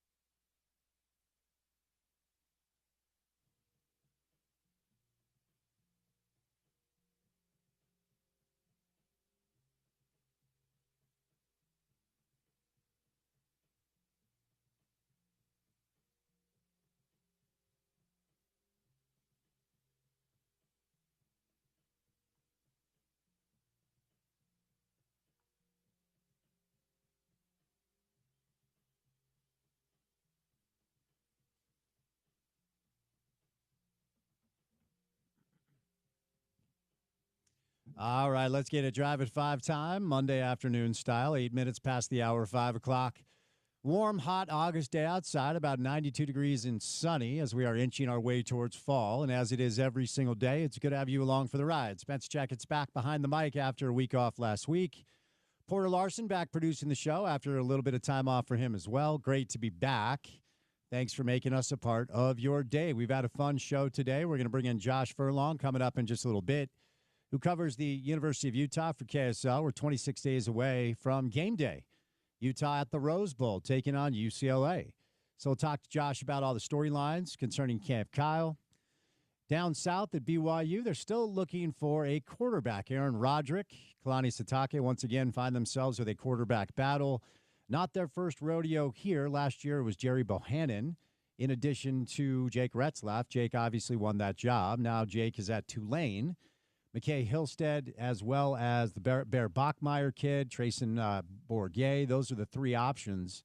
And we'll see what happens. Obviously, as you listen to BYU coaches and players, they'd like to get this done sooner rather than later. By the way, if you are looking for Utah football sound, Camp Kyle sound, ESPN700sports.com is a one-stop shop for you. Our Camp Kyle coverage is brought to you in part by Jerry Seiner Cadillac, S&S Roofing, America First Credit Union, Mountain Land Power Equipment, Advanced Window Products, The Steel Vault, Polylift, Keto's Brewing, Big Willie's, Budweiser, your Utah Toyota dealers, Sound Warehouse, Culligan Water, Beer Bar, Big O Tires, Baskin Robbins, Game Day Men's Health, The Advocates, and Outlaw Distillery. So ESPN700sports.com is where you go to find all the sound from coaches and players reacting to week one of Camp Kyle. It was in the books. Week two starts, of course, today. We have our first look at the USA Today coaches poll, the top 25 coaches poll. I find this to be an unserious experience, an unserious endeavor. Most of these coaches just delegate this, and how many of them have time to really dig in to understand exactly what it is? Just a few highlights before we catch a break to bring in Josh. Texas, number one overall. Your top five is Texas, Ohio State, Penn State, Georgia, and Notre Dame. Followed by Clemson, who actually received 2 first-place votes. Then it's Oregon, Bama, LSU, and Miami. Highest-ranked Big 12 team is Arizona State. They come in at 11. Some other highlights from the Big 12 is Kansas State at 20, Iowa State at 21, BYU comes in at 23, and Texas Tech lands at 24. Utah in the others receiving votes area, they would be, according to this, the 30th best team in the country. Take that for what you will. Josh Furlong is an AP voter. That poll comes out next Monday. We'll bring him in. Coming up on the other side for more Utah football to keep you company on your commute home during the 5 o'clock hour of the drive on a Monday. So keep it right here on ESPN 700.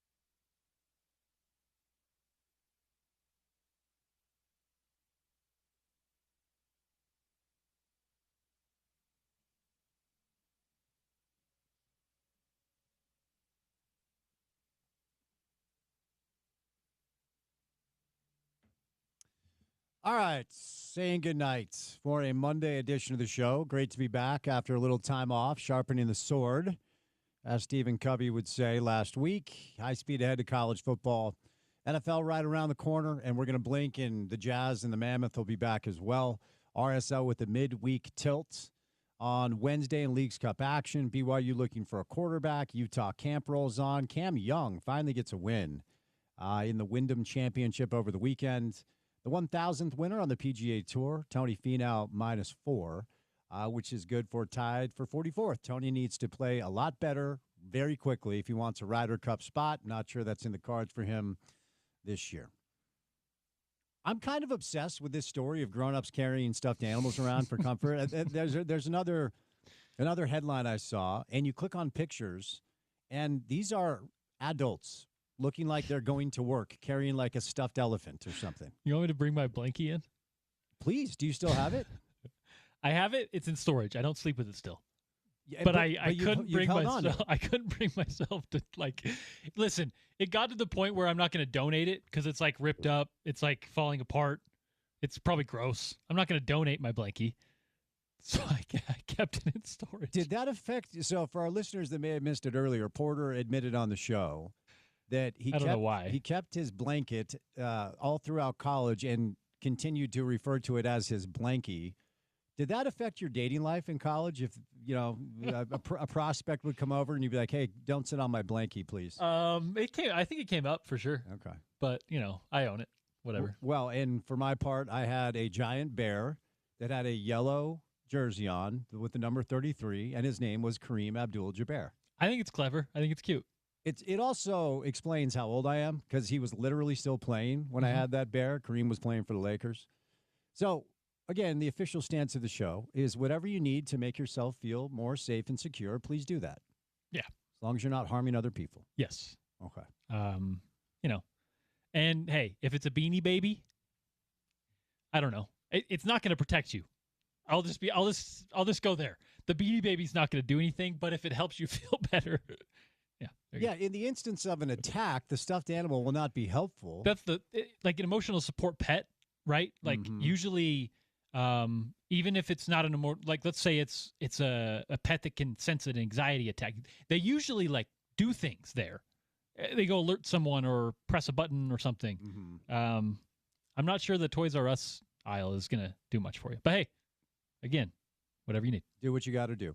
Little League World Series going on. Major League Baseball trade deadline is come and gone. So pennant races, if you're looking for something to tune into tonight on the sporting side of things, that's kind of your only option. All right, Porter, before we say goodnight for this Monday show, what do we have coming up on a Tuesday edition of the program? Yeah, don't forget about the Great Lakes region of the Little League World Series. Obviously, yeah, tuned in. But first, tomorrow we'll talk to Kyle Bonagura, of course, college football, and maybe a little soccer with Kyle as well, a little off-season catch-up with him. We'll chat with Spencer Linton, check in with our guys down south. Richard Smitty Smith stops by to talk a little NBA off-season, maybe some golf. He can do whatever with Smitty. And I believe we're going to chat with one Dave Bartu, one of our favorite football. Hard to tell where it goes with one Dave Bartu, but hopefully it'll be fun. That means we're getting weird on a Tuesday, so join us for that. Special thank you today, Belle Frazier, Josh Furlong, and Pablo Mastroeni. We also played some sound from Devin Dampier and Jason Beck. If you missed any of it, website, ESPN700sports.com. Download our mobile app and take us on the go. That ESPN 700 app is available in the App Store or the Google Play Store for free. And then finally, for what we do in our space, specifically for 4 hours every day, we have a podcast. It's called The Drive with Spence Checketts. It's available wherever you get your shows. So subscribe, rate, review, say nice things in the comments. Give us all the stars. It helps. For Porter, I'm Spence saying goodnight. Great to be back. Thanks for your ears. Have a great Monday night. We'll talk to you on a Tuesday edition of the program. As always, you can find it right here on ESPN 700, 92 FM. We are proud to be part of Utah's ESPN Radio Network.